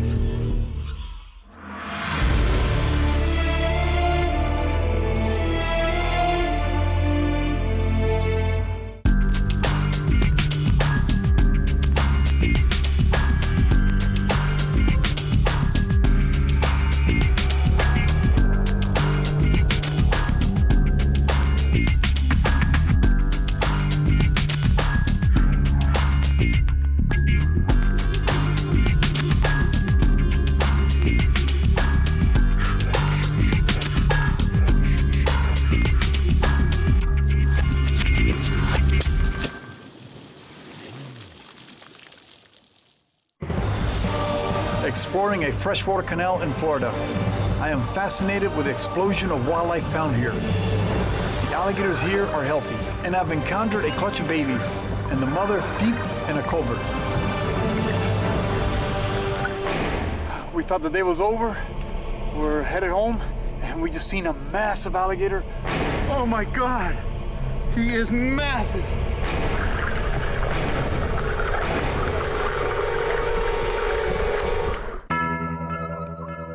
I am Manny Puig. I have spent my whole life learning to survive like Tarzan in the most dangerous and primitive wilderness, where you can be killed or eaten. I have learned the ways of giant, man-eating predators, deadly sharks and reptiles, where every encounter may spell disaster in the savage wild.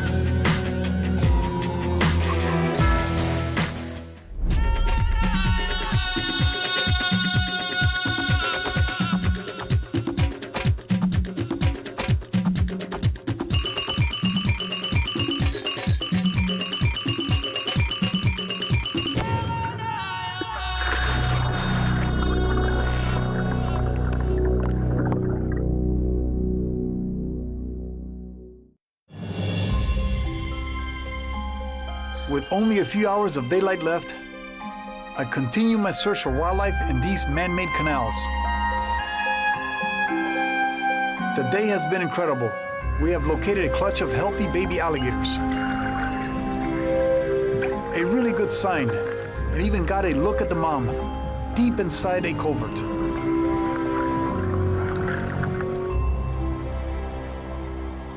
We just came to this other canal and we seen an alligator and he's far, far away and he's cruising. I'm gonna do my best to get close to him, but I don't know, he's far away and he's moving.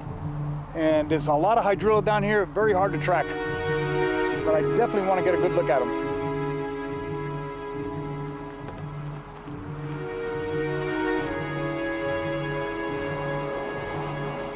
The alligator is still on the move. This dense jungle I'm swimming through is made of hydrilla, a non-native plant that is choking many of Florida's waterways and lakes. But it also makes a great place for big alligators to completely disappear. And fish love to hide in it. The alligator is now turned back and is headed under a tree alongside the bank.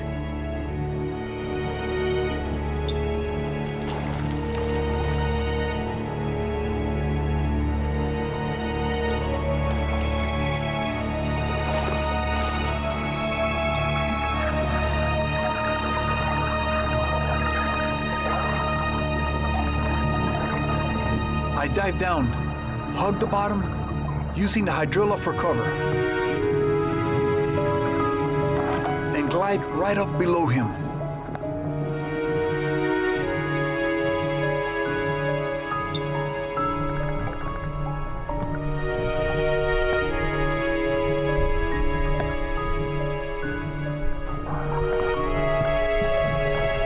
Carefully, I reach up from below.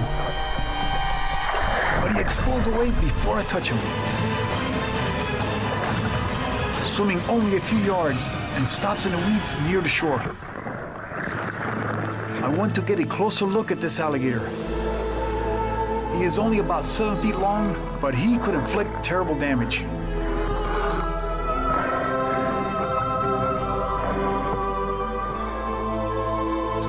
I crawl through the hydrilla and once again manage to sneak directly underneath him.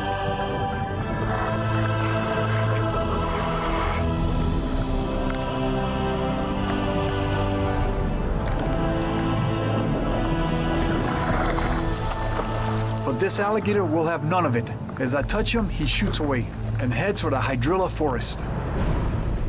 Alligators are beautiful swimmers. I decide to approach the alligator one more time.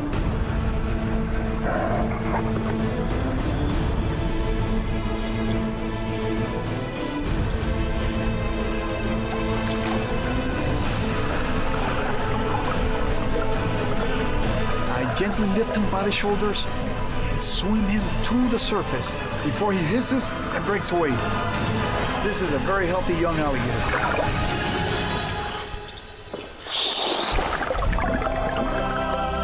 Nice gentle lift from the bottom up. At the end, I heard his temperament go off. He hissed, popped his mouth open, and it was time to let go. But I did a real gentle lift on him.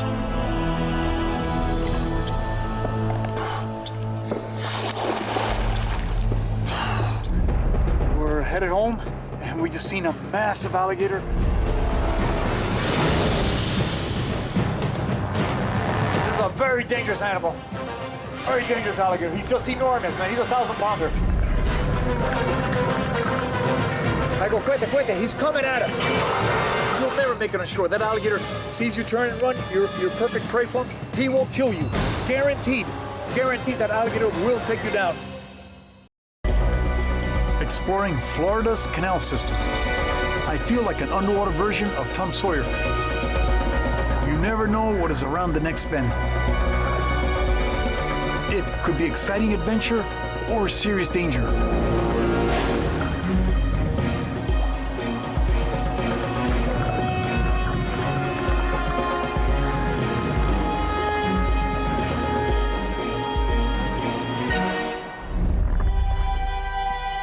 I continue exploring the hydrilla. It's so dense, anything can hide in it. and the bank is a tangled mat of branches and weeds.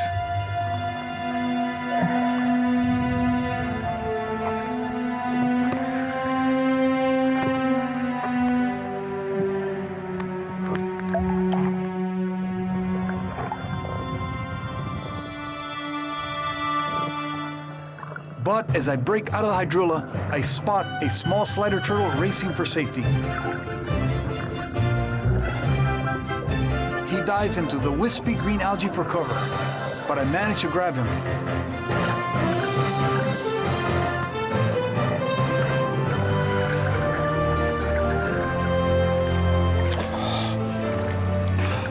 This is a yellow belly slider turtle. It's a juvenile, pretty small one. Native species. This is excellent alligator food. It's got protein, calcium it needs for its bones, for its teeth, for its scutes. So the alligator's teeth are designed actually for crushing turtles. That's one of the main things about the alligator. He's got a more powerful jaw than a crocodile because it needs to eat these critters. This turtle is not as muscular as a soft shell. It's more a vegetarian species. It eats a lot of vegetation, and it's nowhere near as powerful. Usually they hardly ever bite. This one particularly, like all animals, have different personalities. It's usually a pretty harmless turtle.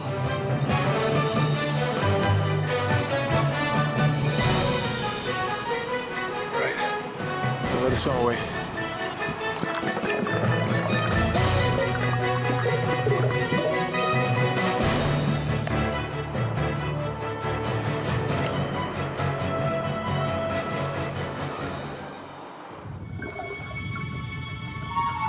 These are giant Asian grass carp.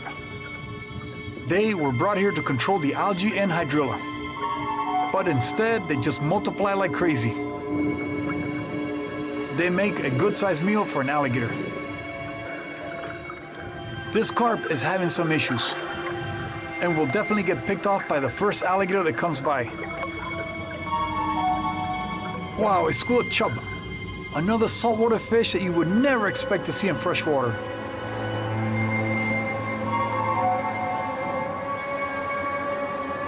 As we reach the end of this section, we come to a few culverts, and I just have to see what's in them.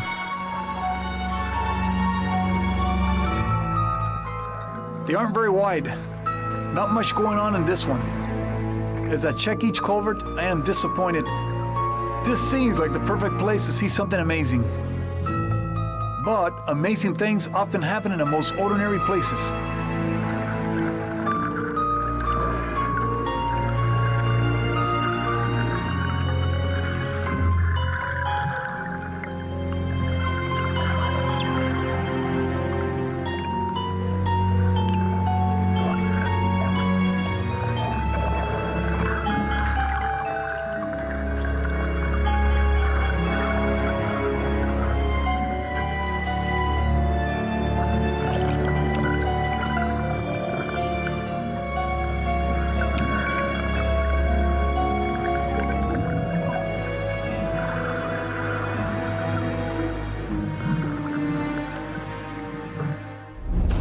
What would you do if you were confronted with a giant alligator that decided you were lunch?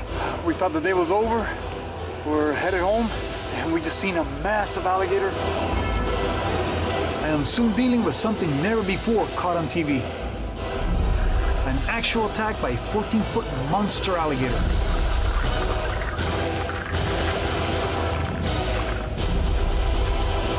Oh my God! He is massive! I am exploring a section of Florida's vast canal system. They are extremely dangerous to swim in, and they're also a mad scientist's dream. Like a giant test tube, hundreds of native and non-native species are thriving together here. I want to know how it affects the top predators. How are the alligators adapting to this new reality? But I have to constantly be on guard. Even I can become prey here. We thought the day was over. We're headed home, and we just seen a massive alligator. I'm gonna go in the boquete and see if I can locate him and under the forest down there. This alligator is big. It may be 13, 14 feet long. All I know is enormous. His back was this wide. He dove under, And I'm gonna see if I can locate him.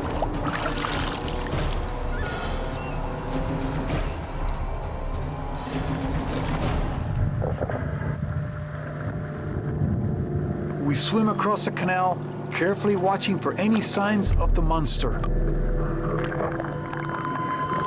And then, like a ghost, he begins to materialize. He has left the bank and is facing directly at us. What you're seeing is no joke. He is about to mount a full attack. As he continues to move closer, he is arching his back as a threat.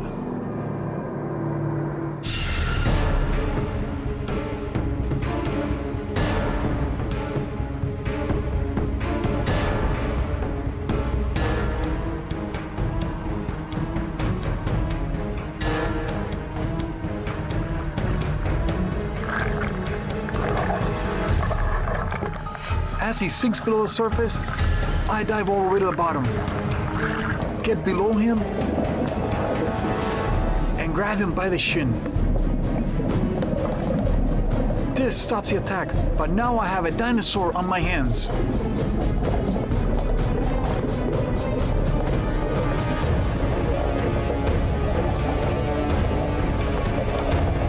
Suddenly, he kicks me in the chest and barrels away.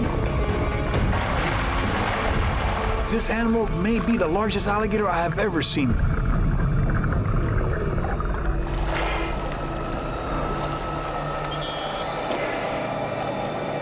He glides to a stop near the bank.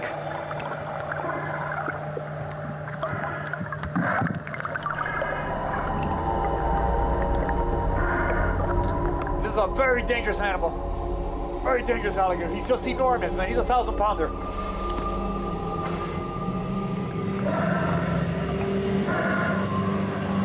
He is against the bank, facing uphill. A very dangerous position for me to approach. I take a moment to pet his head. For me, this is like counting coup on this lethal killer. Good that you saw when I was petting him? You got that when I petted him?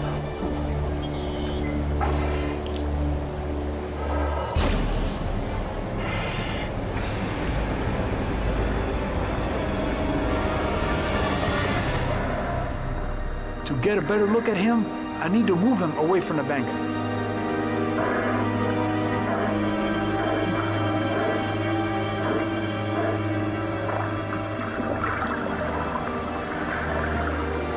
So I try to lift him by his scoots.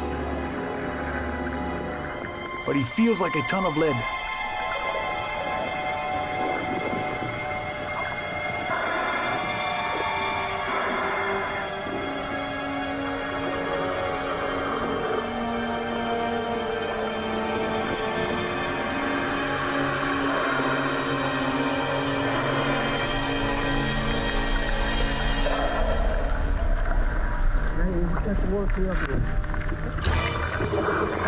He's not even budging. I'm touching him. He's not even budging. He's just sitting there like a Tyrannosaurus Rex.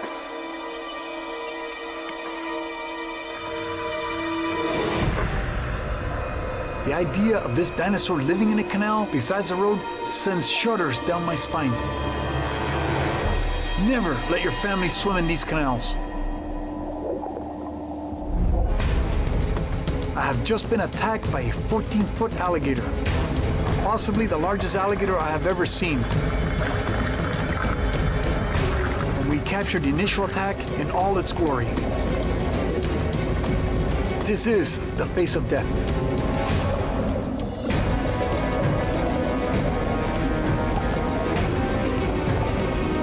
This is a very dangerous animal. Very dangerous alligator. He's just enormous, man. He's a 1,000-pounder. You're somebody out here, you don't know what you're doing, you go for a swim, that alligator comes at you, you turn around and go for a run, try to make it to shore, you'll never make it on shore. That alligator sees you turn and run, you're perfect prey for him, he will kill you. Guaranteed. Guaranteed that alligator will take you down. What I do is, as soon as he's coming at me, I stop a minute and that gives it the brakes, and then it gives you a moment to materialize. I always, if an alligator comes at me, always go underneath and push up on his head. But do not try this at home. This is extremely dangerous. I'm thankful to God that I got all my limbs today.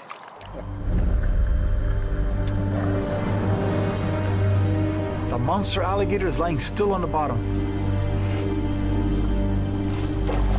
But this time, as I approach him, he bolts away. Looking like a moving monster as he moves through the hydrilla. This guy is absolutely enormous.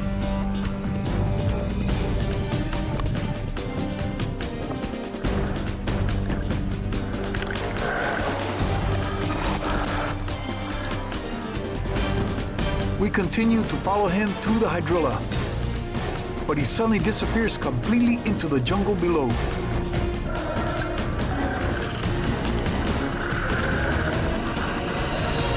We continue to look for the monster.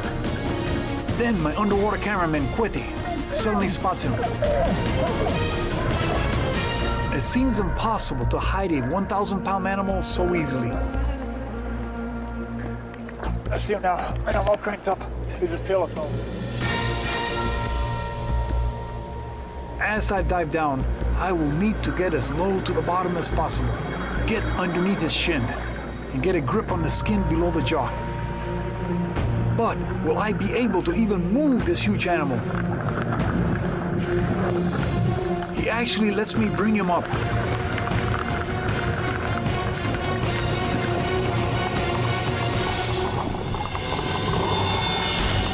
Here you can see just how huge this animal is.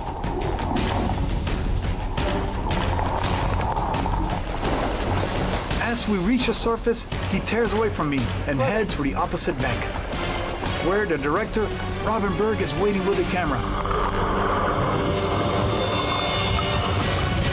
This is the first time he can actually see how big it is. Oh my God. He is massive. That is a 1,000-pound alligator. He's right here. I'm walking with him.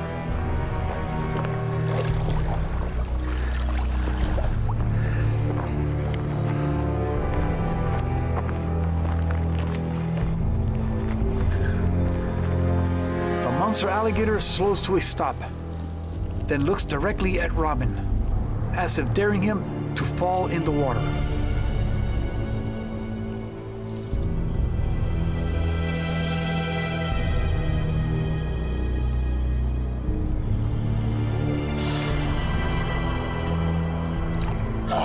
Man, this has been incredible. We see him on the surface, he comes up, and then I go, Quete, he's coming at us. I see this enormous, you can start seeing the shadow coming up. I look above water and I see its eyeballs on the surface, and I look under and I can see him materializing, coming at us. And he's slowly, and I go, Quete, and I'm grabbing his arm, letting him know he's coming at us. And then all of a sudden he dives under like this, and then he's coming straight towards us. I get underneath him, I push up on him, all the way, and he turns around a couple times, all the way to the surface. He explodes, kicks me in the chest. Then he dives over there. He gets up under the tree. I pull on his tail because I can't get him. With the position he was, if I tried to get him under him, he would have killed me. Then he took off over here, and I don't know, I got several lifts on him. It weighed a ton. I'm trying to lift him to get him to the surface. I'm pushing and pushing and pushing and pushing. Finally just dying. I had cramps in both legs. I finally got him to the surface. Explodes. This is like a 1,000-pound bomb going off, man. When that alligator hits the surface, bomb, the power this animal has. And when you see him swimming at you, and he's so intimidating, just see him laying at the bottom with those beady eyes, looking at you like that. He is an intimidating, healthy, massive, and dangerous looking animal. And he is dangerous. Wow, unbelievable, man. And then I tried to pick him up by the scoots, by here. I was petting him, I couldn't even budge him. It was like trying to move a tank. I couldn't budge him. Only when I touched his tail, he turned around. This area is unbelievable. The wildlife is incredible. The alligators are healthy. They're massive. They're just, yeah, I mean, don't swim in here. That alligator is big enough to eat a water buffalo, man. Don't even think about going in this place, man.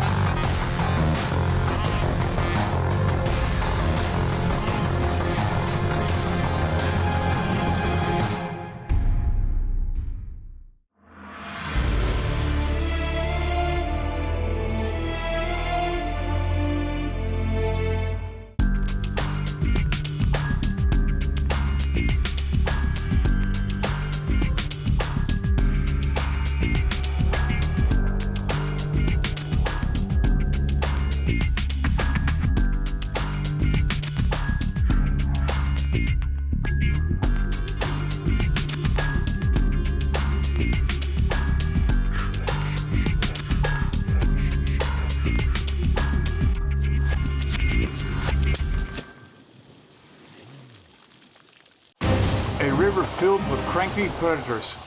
This is the only source of deep water for miles.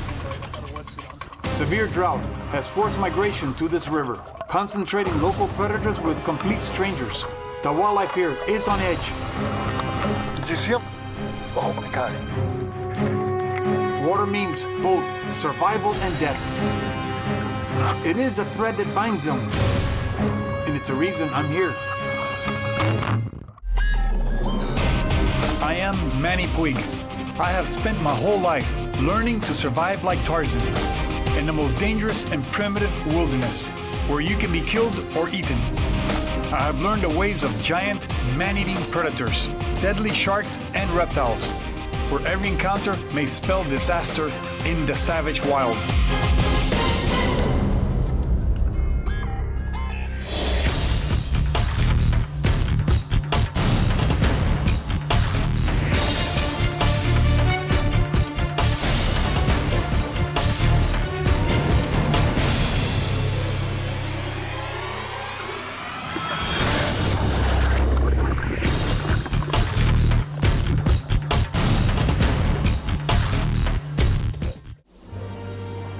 Surrounded by water, in the middle of the worst drought that Florida has seen in years.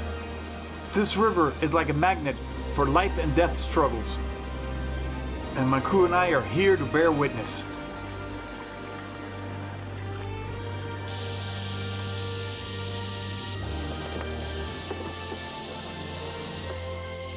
Welcome to the jungle, my version of paradise. This year, paradise is in trouble.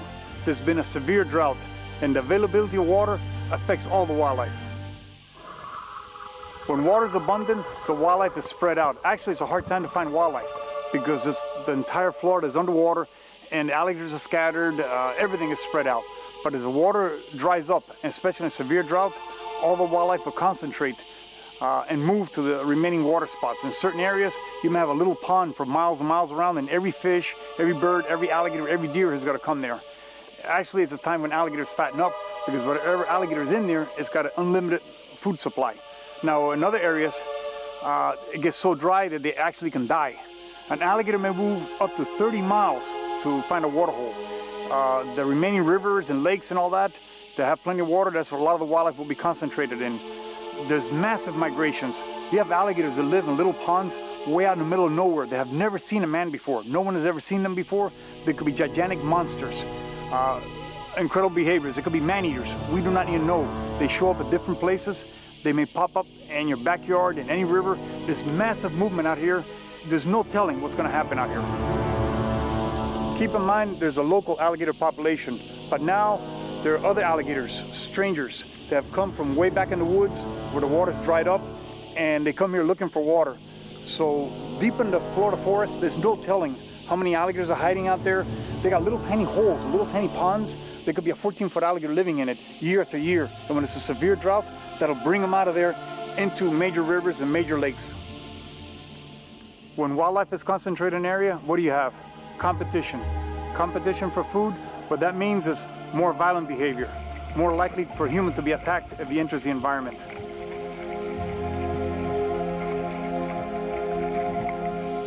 I've been coming up this river for about 20 years now, and never seen the drought as bad as it is, the water as low as it is now, and the concentration of alligators is about as high as I've ever seen.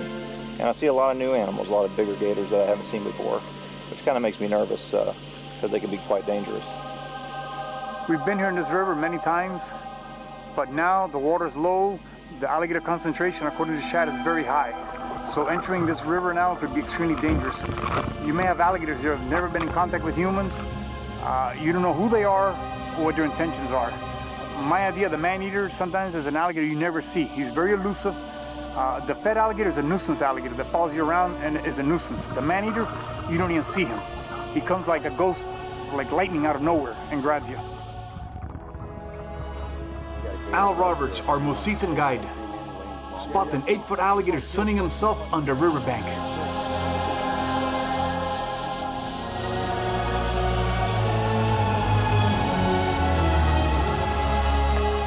We got the 7 to 8-foot alligator over there, very healthy, northern gators. Apart from eating good, they're genetically stronger. They're built like Sherman tanks. I mean, they're tough.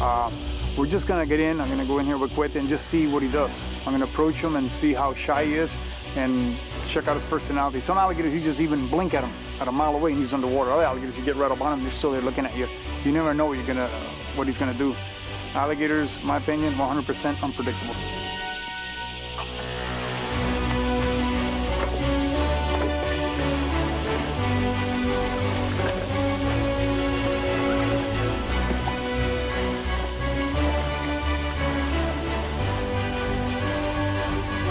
With the steady drone of insects filling our ears, we gear up for the first encounter.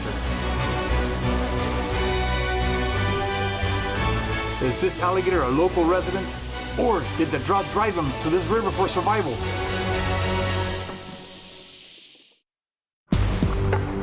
Surrounded by water, you would not think the predators in this river are affected by the severe drought Florida is experiencing. But two things happen during a drought. Predators and prey concentrate in smaller areas. The wildlife here can be ill-tempered. And the competition for food and survival becomes intense.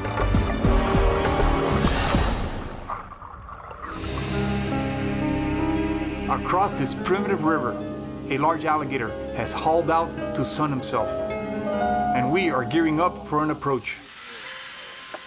Yeah, people wonder how I go into the water and don't get attacked by alligators and how I can do this. I have been attacked by alligators a bunch of times. I understand alligators. I don't act like food and they do attack me. I know how to defend myself against an attacking alligator. Usually I'll go underneath and levitate the alligator's head. I mean, don't try this at home, you know what I mean? I'm not telling you to go out and get attacked, but I know how to keep myself from being attacked. The one time I got bit, I got attacked from behind. I didn't see the alligator coming. He surprised me. Most of the times, like always, I've been able to stop a lot of attacking alligators. Now, the majority of the alligators will give you right away, but you have no idea what an alligator is going to do. I don't know what he's going to do. I don't know him. He's not my pet or anything. I've never seen him before. He can run, he can hide, he can attack. I've seen him run out of the water onto land to get away. Anything other than just sit there and look at you. I've had him push up against me. I've been swimming around, all of a sudden there's an alligator up against me. I've had him push me underwater. Everything you can imagine that an alligator can do beyond your wildest dreams, an alligator can do. And he has the capability of jumping up this high out of the water. I mean, there's so many things he can do.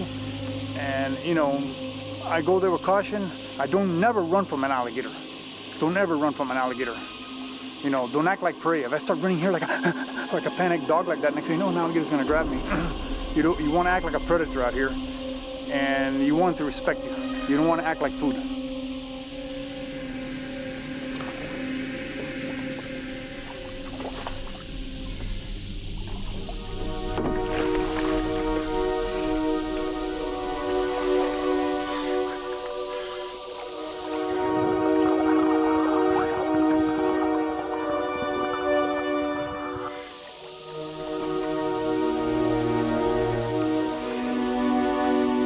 As I make my way across the river, I will need to take a deep breath and swim underwater so the alligator doesn't spook. But I know he is watching my every move.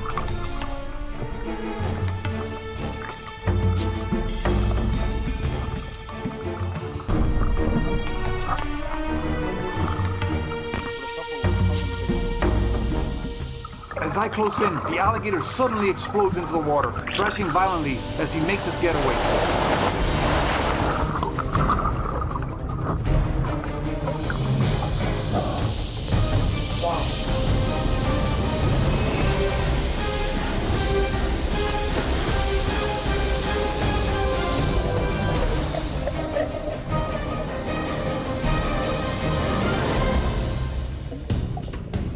I leave the cloud of silt and follow him. Years of experience have taught me that he has not gone far.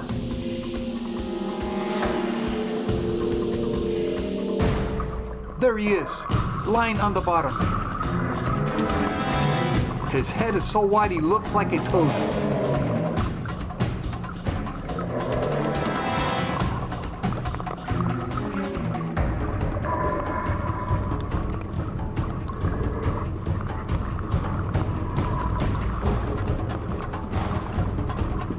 As I move in to lift him, he backs away and takes off again.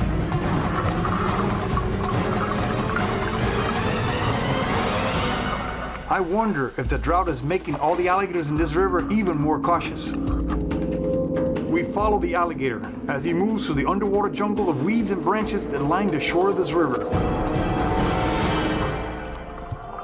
You can see how easy a large predator can attack without being seen, and then just disappear.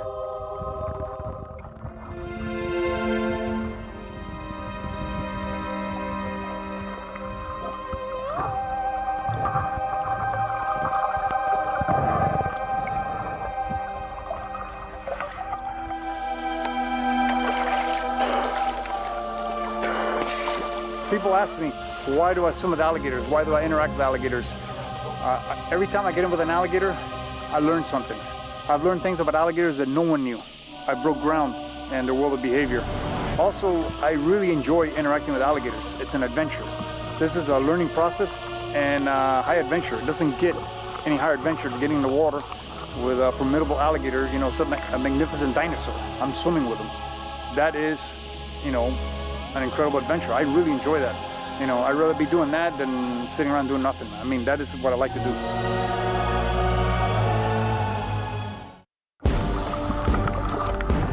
This Florida river seems like an underwater paradise, but looks can be misleading. A severe drought is concentrating both predators and prey, and the struggle for survival is very real. The local top predators have visitors that may have traveled miles to get here, and getting along is not a priority.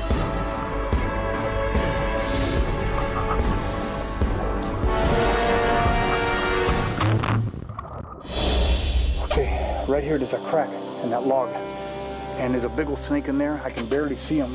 I know it's a snake. It's a water snake. I don't know if it's a cottonmouth, which are plenty out here, or a big brown water snake. So I'm gonna look first, reach in there and see if I can grab it.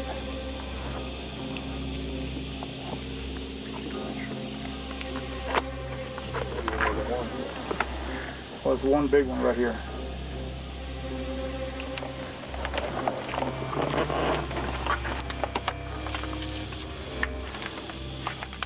I'm gonna bite. I got a wetsuit on, so I'm not too worried about it. Look at that. Water snake's gonna be very, very angry. Look at that. Beautiful snake. Wow, easy does it. Let me get him up to the lens. Right there. Wow. Look how fat he is. Or she is. Beautiful brown water snake. Actually, the cottonmouth water moccasins eat them. I was very lucky to find it in this crack right here, so I was able to pick it up and look at it.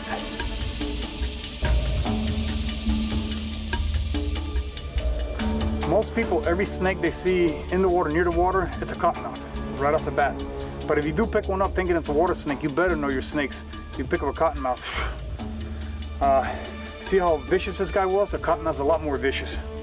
Now, the one thing is that these are very aquatic. The cottonmouth floats. The brown water snake and the other water snakes dive underwater very quickly. And if you look at the head, you see the round eye and the nostrils? Right there, the cottonmouth is a hole between the nostrils and the eye, which makes him a pit viper, just like the rattlesnake. Now, this guy's got a round, perfectly round eye. The cottonmouth has a lid over the eye that gives the eye not so round of a look. It makes the snake look mean. The brown water snake can flatten its head out, but the cottonmouth has got a bulkier head, very wide. Through here, it's like this wide. It's massive. Well, this snake, see, it can flatten out like that. It'll flatten its head to make himself look like a water moccasin sometimes, giving a triangular head. But look at right now, it's not very triangular. It's relaxed. But the cottonmouth cannot do that. The head is thick right here all the time. And he's got a mustache, too, on him. Now the coloration, yeah, it can be very, very similar. A cottonmouth can be black, or he can have bands on him. You know, very similar. The skin is very identical to this guy, too. Very similar skin looking. So, and they live in the same environment. So you just gotta pay attention. Yeah, the water moccasin is more buoyant than a water snake. Its body naturally floats more, and it's more of a surface swimmer. While the water snake, immediately, the only thing that sticks out of the water, it's his head. The water snake will only stick his head out like this and dive under real quick. Well, the water moccasin will tend to swim and float on the surface just like a rattlesnake would or another pit viper. So it can dive under, but that is not as normal. It's too buoyant, actually. It has to force itself underwater. Well, this snake automatically disappears underwater. Okay, now watch how quick this brown water snake disappears in the water. Show you how aquatic this animal is.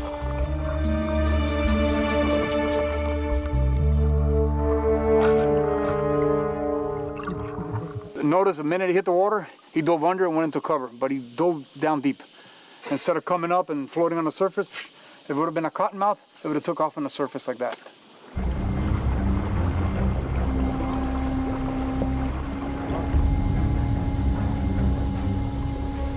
We continue to move upriver. We're seeing an abundance of wildlife Over the ocean and here also. and a higher than usual concentration of alligators brought together by the severe drought.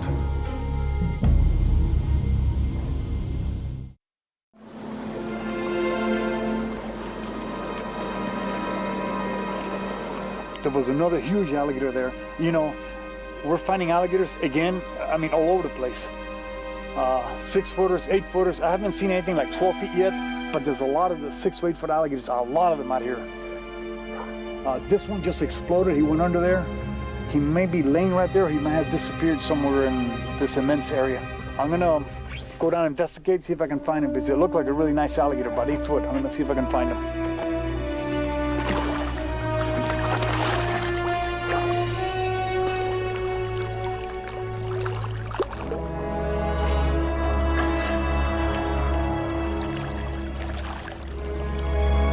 As I approach the pad where we last saw the alligator, the water becomes dark and forbidding. It is also deeper here.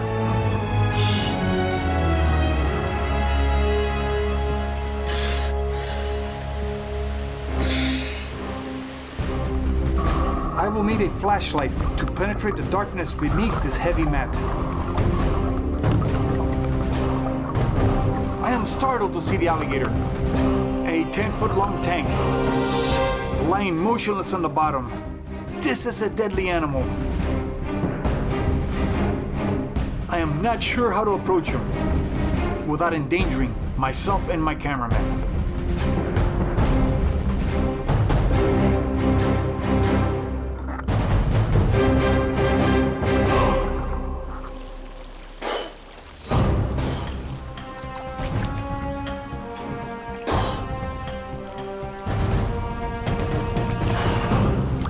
The ideal situation if he comes out this way.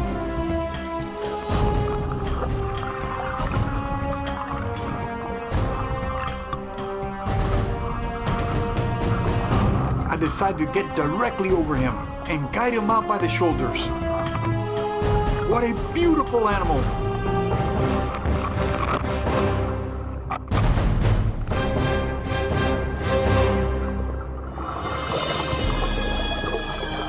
I follow to make sure I don't lose him.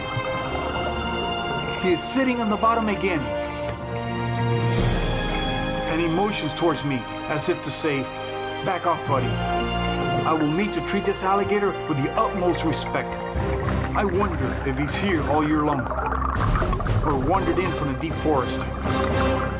He's right there. This time I'm gonna try to go underneath him. I grabbed I got on his back, I turned him out like I intended and rode him right towards Cuete, and I tried to go up with him and he dove down. But I was literally riding him out like a horse out of that spot. But that's very dangerous. You can swim back on me.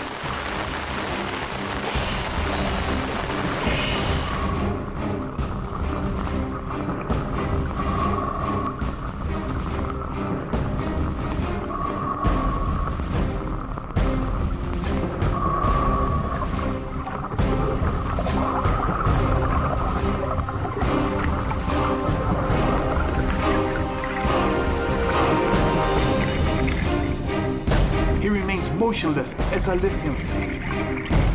But then he takes me on a ride I will never forget.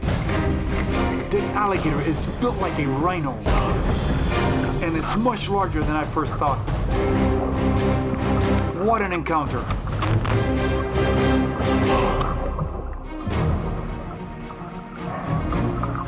Man, I did everything, man. I went this way, I thought I lost him. Took off this way, took off that way, took that way. And finally, I was just breaking the surface with him. And I couldn't take him. He stopped. I thought he was going to try to bite, and he was swinging this way, this way. It was a long, long ways up, man. It's very deep right here.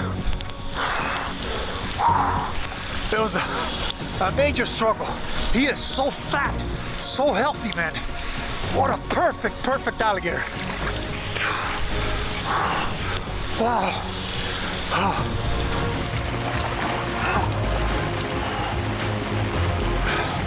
Man, it was incredible. I got it. First of all, it was very difficult. I thought it never happened.